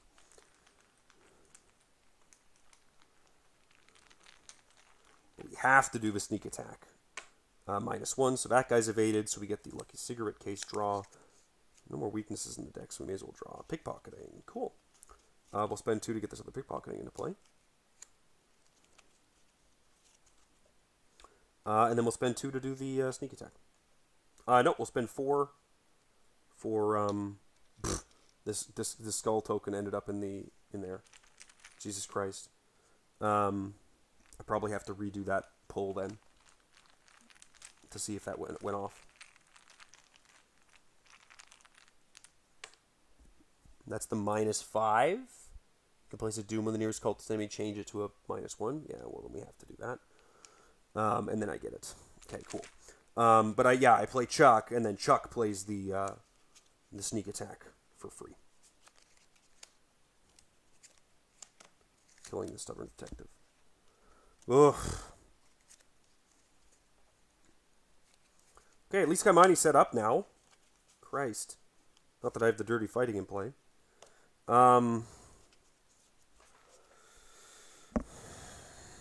So it's Charlie's turn. I think Charlie's going to spend 2 for Madame Lebranche, and then tap Madame Lebranche for an extra buck. And then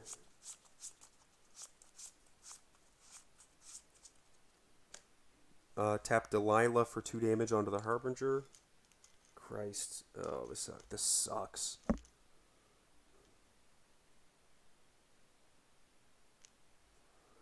And that puts a clue up there. How much are we at? 1, 2, 3, 4, 5, 6, 7, 8, 9, 10, 11, 12, 13 out of 16. Oh my god. I'll be at 15. Oh my god. No, I can't do that. No, I can't do that.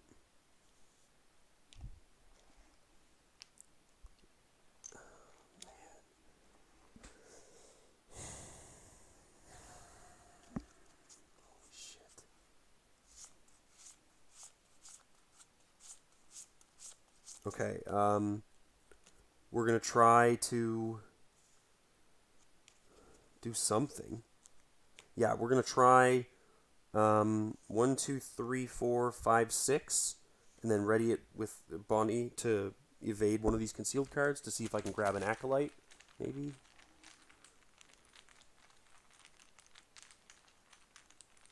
If I can grab that 3 clue Acolyte and then just kill it with Delilah, that'd be sick. -3, so I do succeed. I'll reveal this one. It is a decoy. Fuck you, game. I kind of needed that.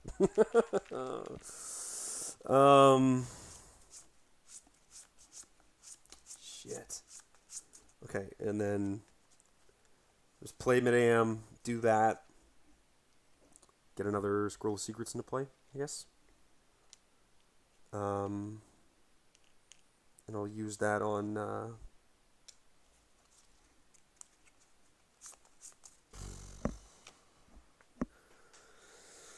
yeah, I'll use that on Charlie. Leo DeLuca to hand. Not super useful, but whatever. Okay. So we ready up. This guy puts a clue onto here, and this guy goes up to 3. So we're at 1, 2, 3, 4, 5. Plus 9 is 14. This guy readies. We ready up. Gain a clue, or sorry, a resource and a card. A medical student, and then a resource and a card is what? Backstab. Okay. Guess I should have done that Delilah here, but that's fine. 1 of 4 doom. An encounter card for us is either 2 damage or a clue. I think I have to take the damage because clues will just make me lose the game at this point. And then for Charlie, an Ancient Evils. Okay. A little bit of breathing room.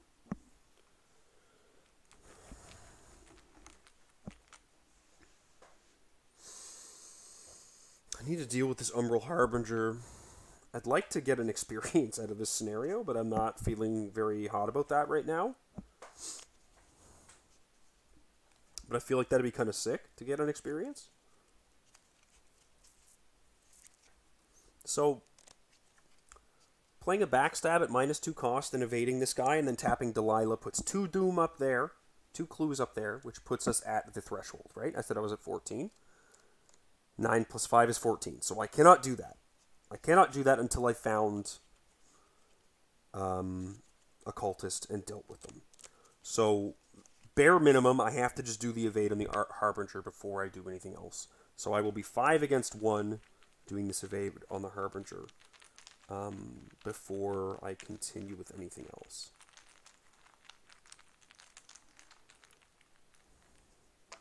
-2. That's successful.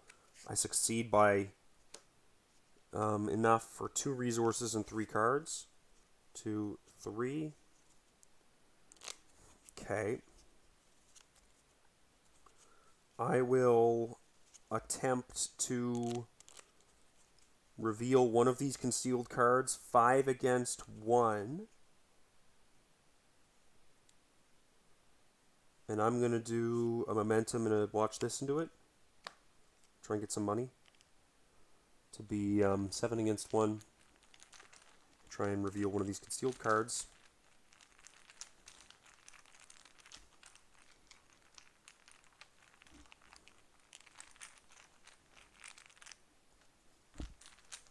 put the -2 back.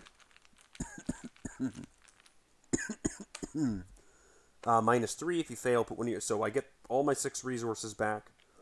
The next test is going to be at -3 difficulty. And I do reveal one of these concealed cards, which is another decoy. Do I just try it again, or do I move away? This guy does have a hunter, so that's something to consider.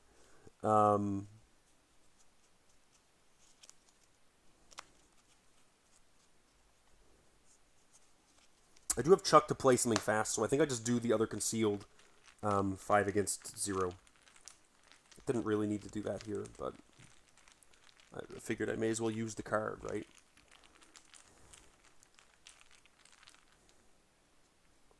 Oh, come on. If this is a decoy, I'm going to be so sad. Yep, 5 against 0. And one of the Acolytes will take the 3 clue Acolyte, and he's here engaged with Kaimani now.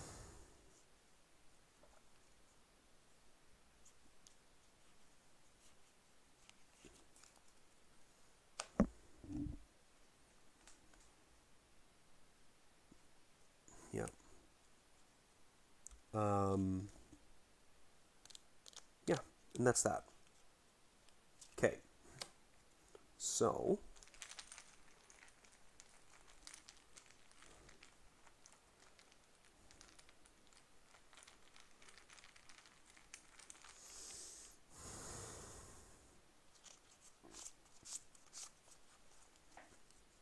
Charlie's going to take a resource first action and spend 2 resources with Delilah to just kill this Acolyte. Removing those 3 clues from play so that we're a lot less in danger. But we do need to get the fuck out of here. Madame is going to give us a resource back. We're going to use the Scroll of Secrets to search for a card for Charlie again. It is a lab assistant. I could really use some of my money. These cheat the systems that I added to the deck would be like so nice right now. And then last action, I guess we'll just investigate with Bonnie, readying Madame, and then popping her again for some more stats.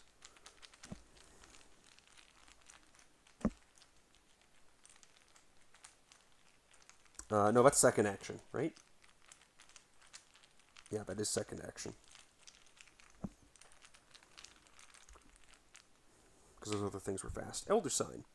Ready an ally asset at your location. Okay, we'll just ready Bonnie again. And get that clue.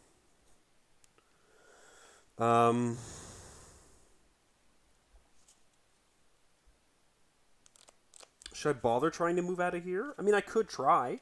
I'll try to move out. It's a test 3. I'm at 1, 2, 3, 4, 5 against 3. I don't know if I love that. Only 2 up. I think I'll commit this String of Curses. That's just kind of not useful. You can't defeat the guys that would normally have Doom on them, so it's not super useful. And I'd like him to be moving along to try and reveal more guys. Maybe we'll just have the Umbral Harbinger chasing us for a little bit. Get Kaimina to evade him next turn and then walk away. So yeah, 5 against 3 to try and move out of here and cancel if we fail. -2. Cool. So we move to this Grand Bazaar. It's got 4 concealed cards, and we have what? A 4 Shroud, 2 Clue. After you move to this location from connecting, you can test 4. If you succeed, move again. After an enemy moves to this location via Hunter or Patrol, resolve the keyword again. Okay, so we are not getting away from him, I guess. Fuck you, game. But there's 2 clues there, and victory. Okay, that's that. Those guys each get a clue, which goes up onto here. So this goes up by 2, 1 and 1. So how much are we at now? We're at 4, 5, 6, 7, 8, 9, 10, 11, 12, 13. We ready up. Encounter card is a Sword Cane for Charlie. That's kind of tight. A Sword Cane's not that bad. I'm breaking and entering's pretty good. 1, 2, 3, 4, 5, 6, 7, 8, 9. I feel like this Kicking the Hornet's Nest is mostly shit. Excuse me. I feel like the Guts is also not super worth at the moment. Probably regret that, but it's fine. A Doom, 3 out of 4. Counter cards. False lead. Fuck. Okay, 2 against 4. For each point you fail by, place one of your clues on your location.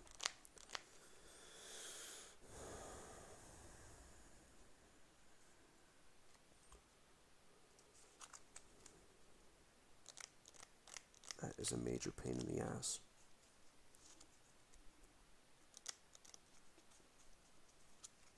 At least they're easy to pick back up here. Maybe I'll commit a single Thieves Kit to this. To be 3 against 4. That way, maybe I don't have to drop all 3. But I probably will. Probably will.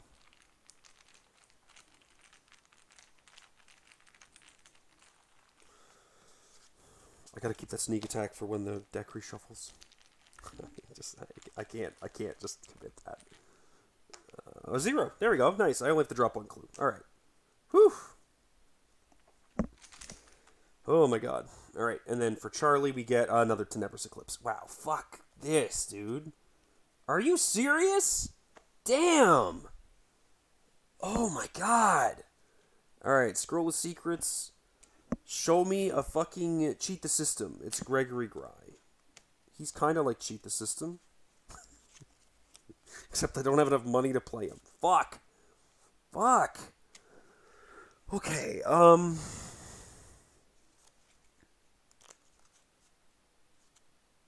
let's just go ahead and play this Breaking and Entering. No. Let's do the Evade. Because I get more money and resources and cards and stuff. I get more resources if I just do the Evade. And then I can play the Thieves Kit and then carry on. Yeah, that's fine. Gregory, why? I know. I just want to cheat the system, dude. I want to cheat. I would like to cheat. I can't cheat on stream. Become a gremlin. Oh my god, dude, my throat's killing me. A skull. That's a -3.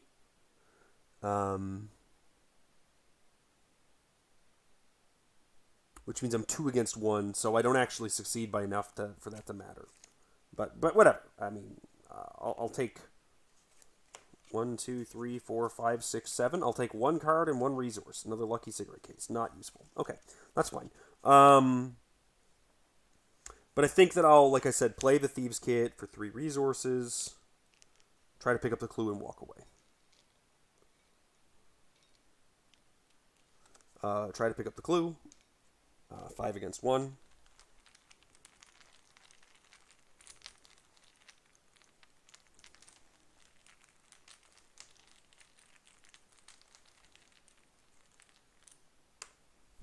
-3. That gets me that and a resource back. And then I'll walk away. Testing 3. I'll put the manual dexterity into it to be 7 against 3. Ah, I kicked my table. That was a big blur. Woo! Gotta love it. I needed to not do that, didn't I? Oh, I can't walk away. That's 3 actions. Yeah, I needed to do a concealed card. I'm actually going to do a little rewind. Because I need to, like, not do this. So 3 resources goes back here. Yeah, this is not what's happening. I am, in fact, walking away right away. Because I need to go reveal another concealed card and try and kill one of these aspirants. I just remembered that. Because I will lose in a moment if I don't. Or at least the act will be over. So yes, that succeeds. I get to draw a card from Lucky Cigarette Case and from Manual Dexterity. Grappling Hook and another Chuck Fergus. And now I'm here with Charlie. That doesn't go there. Excuse me. I'll spend 2 resources to do a Breaking and Entering. And I'll get +2 skill value with Chuck, so I'll be at 9 against 4 with that. In order to win, one must first not lose. I mean, you know, it's not wrong. I'm not saying you're wrong. Also, this guy's back here. I'm just saying it's not particularly useful. I do succeed. Instead of getting a clue, I will reveal this concealed card, which is a decoy. Fuck you. And then I don't get to do an auto evade because it was not an enemy. I was really hoping for that to be one of these guys, and then I could just like auto evade him and send him back and get a clue for it.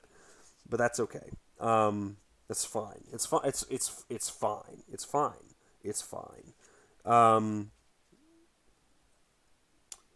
It's fine.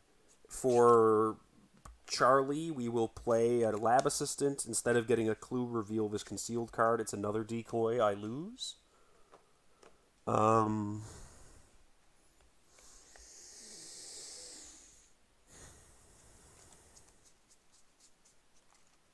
Art student is what I meant to say. Okay, so I've just lost. So what can I do anything now?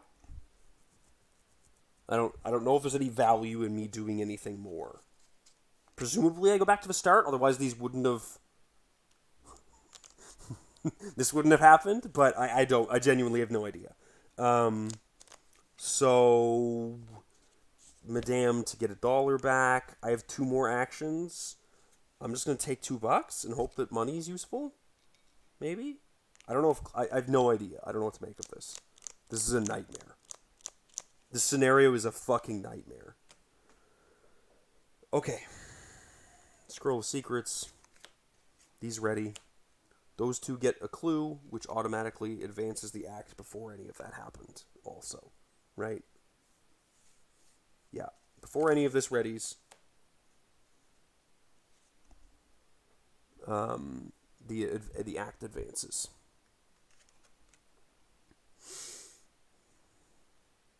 If the cult reached the clue threshold first, attach the twisted anti-prism key to the cultist enemy with the most clues. Where the fuck is that?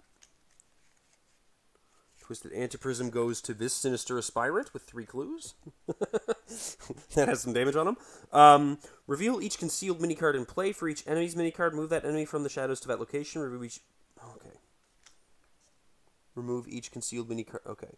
Reveal each concealed minicard. 1, 2. I have an Acolyte, and the other aspirant.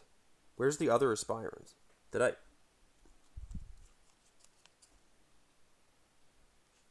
When the fuck... Oh, well, I guess I'm never finding aspirant B. When did you go away? I forgot to fucking put him back, dude. Fuck!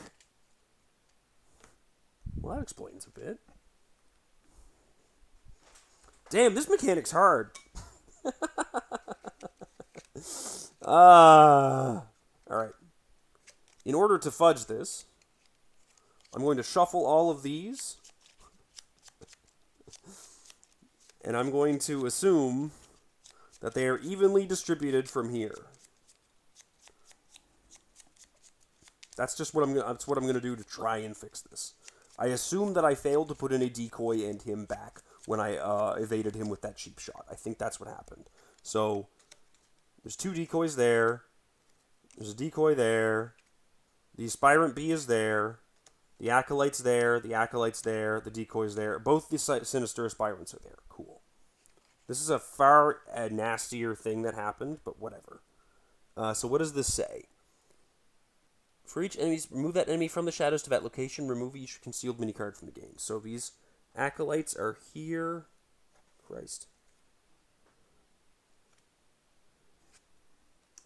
Here.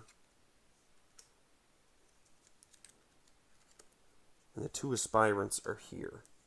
With one of them having the twisted anti-prism.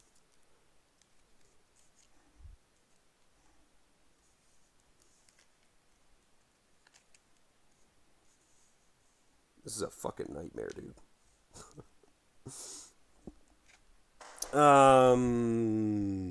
Okay. Put the locations from Act 1 that were previously set back into play with Hagia Sophia to the left of the entrance of the Grand Bazaar. These 2 locations are connected to one another for the rest of the scenario. Put Galata Docks into play. Where's Galata Docks? It's connected to Galata, probably, like this. I don't have enough room to do this. This is too wide.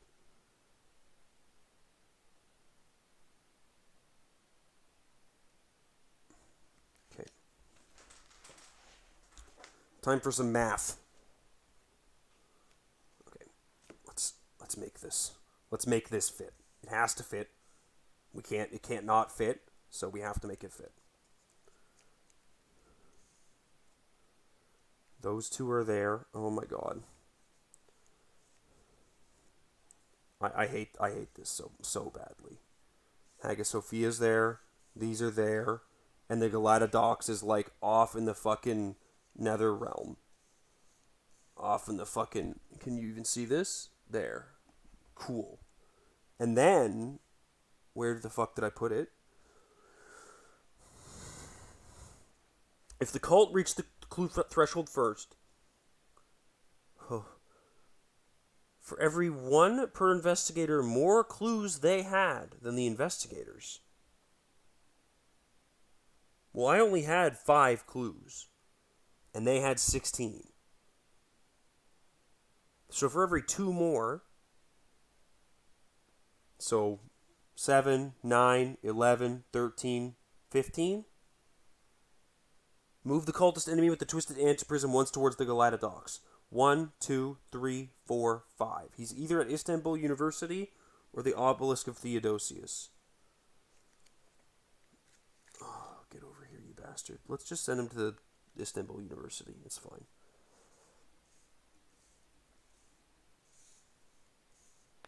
There. That's a bit more reasonable. And the red-gloved man is sitting here at the obelisk of Theodosius. Exhausted for no reason. Each investigator and cultist lose each of their clues. Holy shit.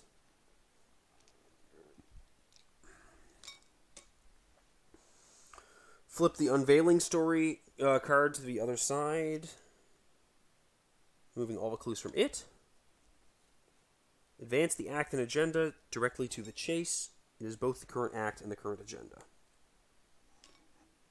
I don't know if this stays. I genuinely don't know. Objective, get this thing out of here. If an investigator with the twisted antiprism is at Galatadox, may proceed to R1. Don't let them get away with the key. If an enemy with the twisted antiprism is at Galatadox, proceed to R6. Okay, so we need to not allow that, I guess. Is the juice. Each non-weakness enemy gains hunter, prey, investigator with the twisted antiprism.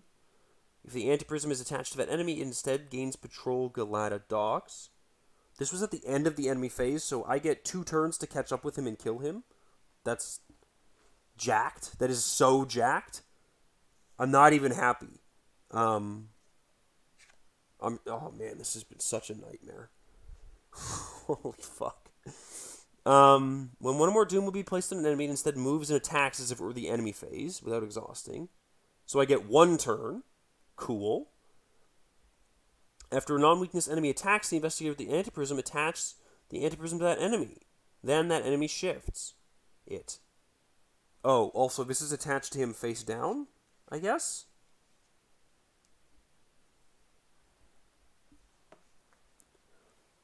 Reaction after you evade or defeat the enemy with the twisted antiprism, take control of the twisted antiprism, attaching it to your investigator. Oh my god. Alright, so everyone's readied. We're going to ready. We're going to take our card and our resource. We got to close the circle. That's not useful. Here's our card and our resource. What'd you get?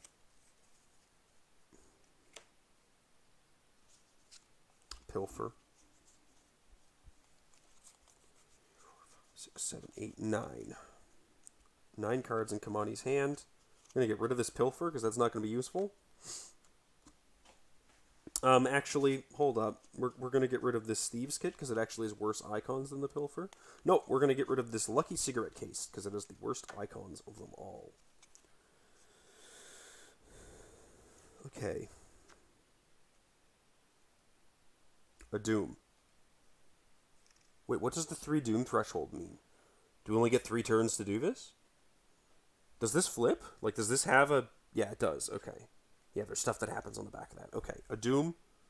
And then an encounter card for Kaimani is a Seeing Shadows. After you fail a skill test, roll at a location with a concealed mini card, take a horror. Doesn't matter. And then Accosted. If there's no cultist enemies in play, take a damage and gain surge. Find the cultist enemy nearest to you. 1, 2. Place a doom on that enemy and test X, where X is that enemy's evade value. If you fail, take 2 damage. So this is the same as the other one. So what happens when I place doom again?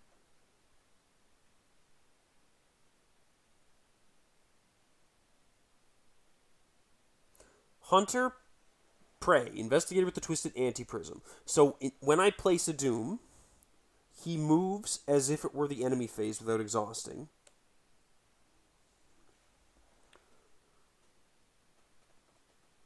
And test X, where X is that enemy's fight value. So I'm testing just 1 against whatever, right? 1 against 3, and taking 2 damage if I fail. But I'm just going to be taking 2 damage. It's fine.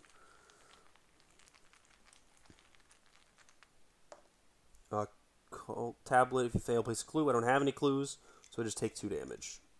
So we'll go up to 3 out of 6 on him. So I think that we're good, though, for the most part. I think that we're okay. This actually is like, despite this being an absolute nightmare, I'm pretty sure I can get that and get out. It's just going to be weird. Why do I feel like... How come the rest of this didn't matter? This is a very strange scenario. I don't know how I feel about this. Anyways, Charlie's going to go first. I really don't know how I feel about this scenario. It is a very, very strange scenario. Is Madame... Madame's not tapped. There's no reason for her to be tapped. So Charlie's going to move over to the Grand Bazaar, engaging the Umbral Harbinger.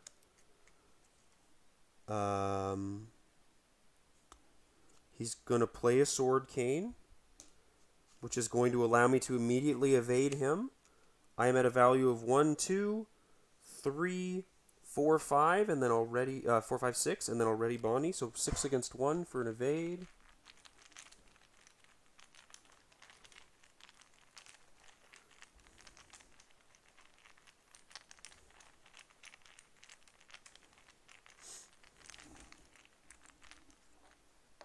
-3, he's evaded at the Grand Bazaar. And then just for 2, I guess I'll play this Close the Circle and get however many. 4, I guess? 4? 4 charges on it. We'll use Madame Brush to get a resource. I don't know, does anything else matter? Excuse me. I'll just like tap this for $1, I guess. I don't know that I need this, but I'll do it. So that's that. And then Kaimani gets to go. So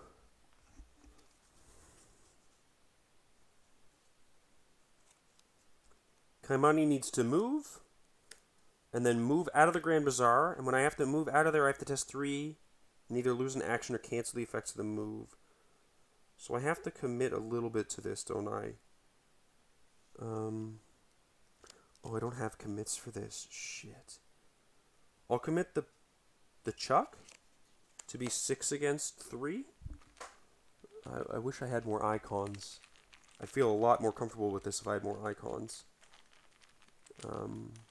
But 3 up is quite good, I think.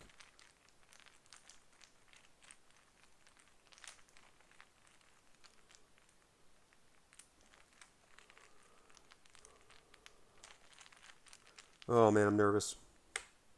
-3. Okay. Yep. So we good. We move to Hagia Sophia, and then we move to this last location with this sinister aspirant.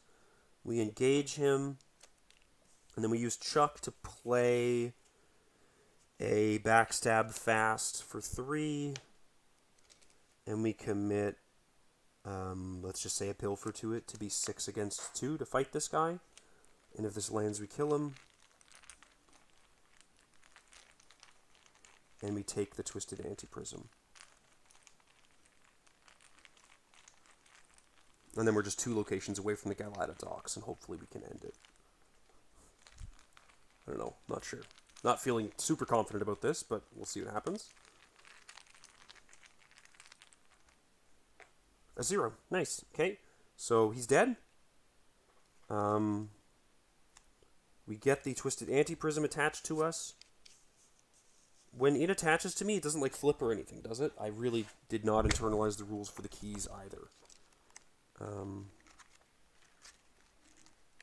Because I didn't even read them before the campaign started.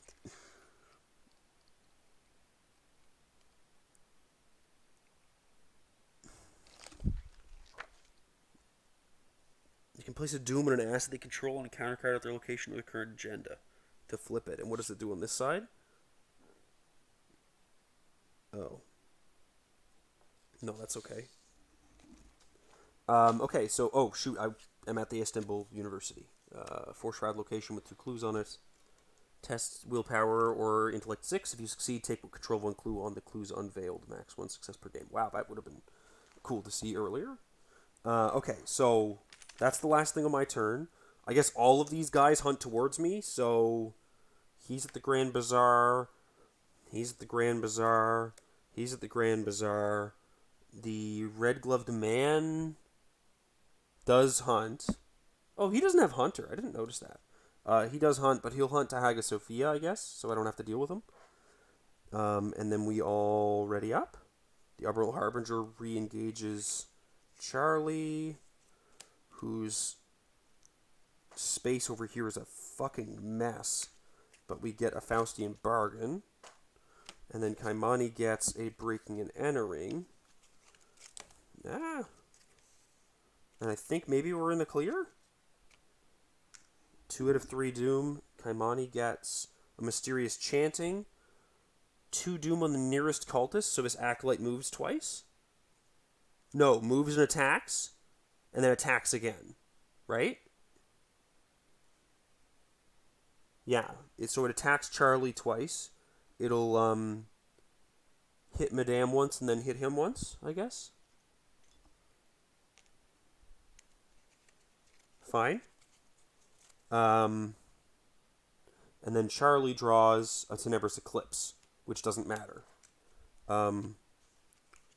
So we'll go first with Kaimani. They'll move to Galata. Spend 3 resources to fast parlay, expose a concealed minicard in a location. You can only enter the Galata docks from Galata as an additional cost for to do so. What's the green location? Why does that say that that's connected to something else? I don't understand. As an additional cost for you to do so, you must discard any combination of cards from your hand or assets from your play area with at least 3 matching skill icons. So I'll discard Grappling Hook and Thieves Kit, I guess, to move in. Doesn't flip. Oh, you were talking about the key. Okay.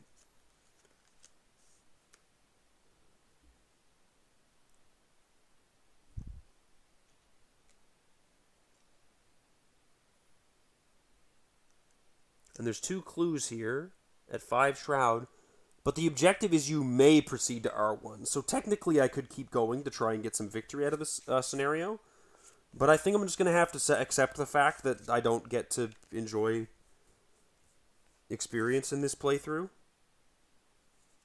because that's just not going to happen. Oh no, if that could happen. We'll do Chuck Fergus to play this Breaking and Entering for +2 skill value. It was move, and then so I'll do Breaking and Entering. 9 against 5. And we'll commit this sneak attack to be 10 against 5.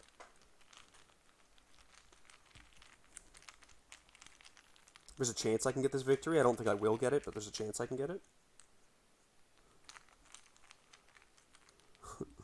+1, so we get that. We trigger the Lucky Cigarette case for a card draw. And then I'll play this Kicking the Hornet's Nest. Search the top 9 cards. Whoops. For an enemy. I think I've got all of them, but I think there is another enemy in this deck. I just don't know who it is. Hey, Wizard of the Order or another Sinister Aspirant. So the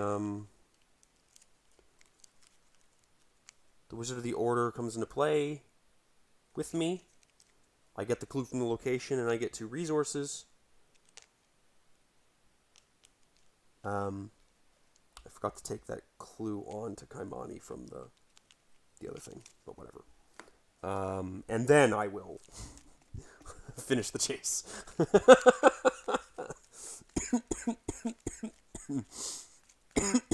Excuse me. Oh my god. I feel like I'm missing a lot of scenario right now because of the way this is going. Because, like, I didn't see half the bazaar. I didn't ever see the Istanbul University or Galata or the Galata Docks stuff until, like, the very last second. Okay. Anyways, that's that. We're going to R1. Is there anything that... So, alright, hold on. Before I did make that decision, could Charlie get another victory anyhow? The Umbral Harbinger and Acolyte are on him. So I think the answer is just no. I could spend 2 to kill the Acolyte. I could evade him for 1 action. I could move away for a 2nd action. And then I'd need to get 2 clues from this Grand Bazaar in 2 actions. Oh no, but I'd need to also succeed at this thing to move out. So no, I don't think that I can. I don't think that's possible.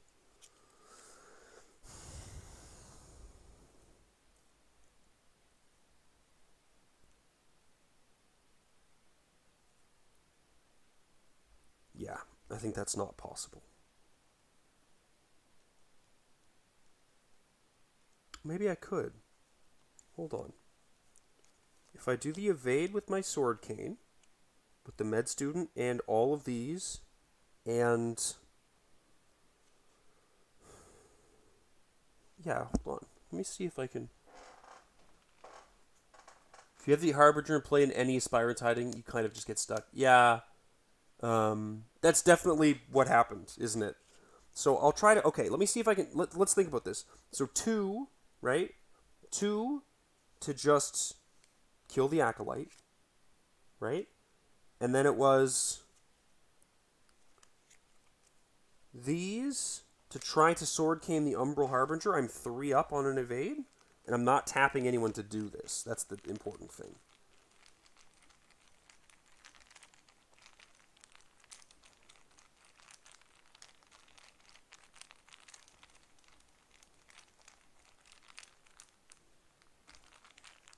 Three up, I think I said. -1, so he's evaded. And then I said I move out with a close the circle. And I have to test agility against this. And so I'm at 2, and I'll tap Bonnie to get +3. So that'll put me at 5. And then I'll ready Delilah. I can tap that again to get to 7. Oh no, I don't think that's good enough.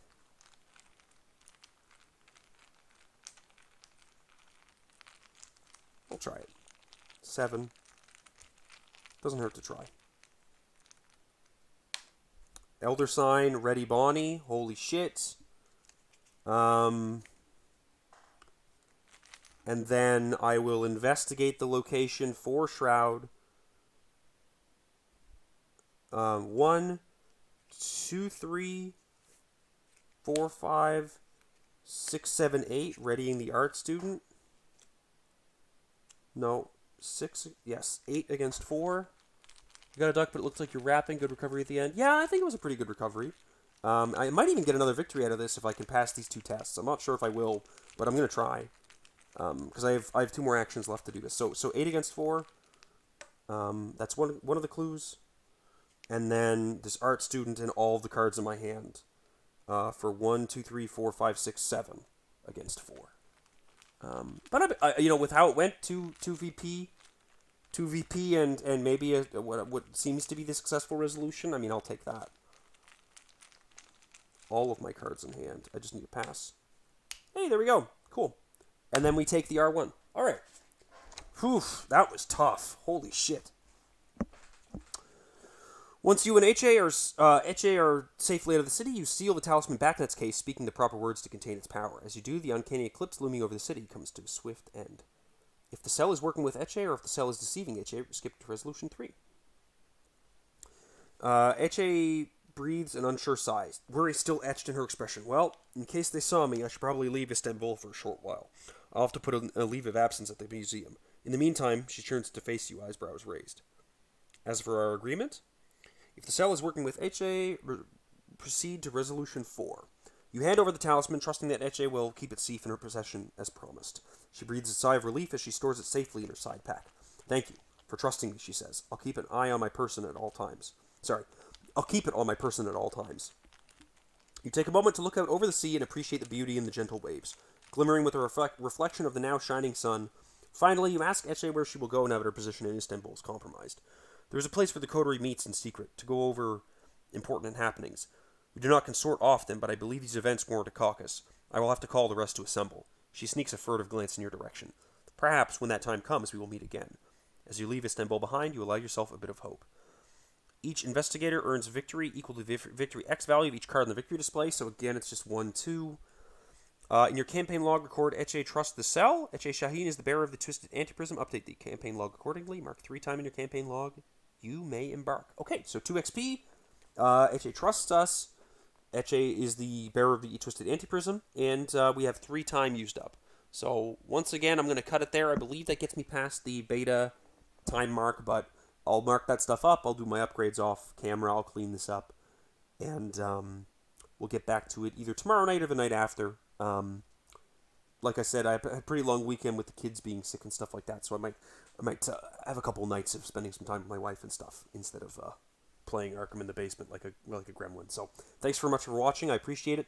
Apologies if I seemed pretty frustrated there throughout that. That was a pretty these decks are getting kicked in the ass pretty hard by these scenarios, so it's a little bit of a frustrating experience, but I'm glad to have overcome at least a little bit of that towards the end there. So thanks very much for watching, and I'll see you next time.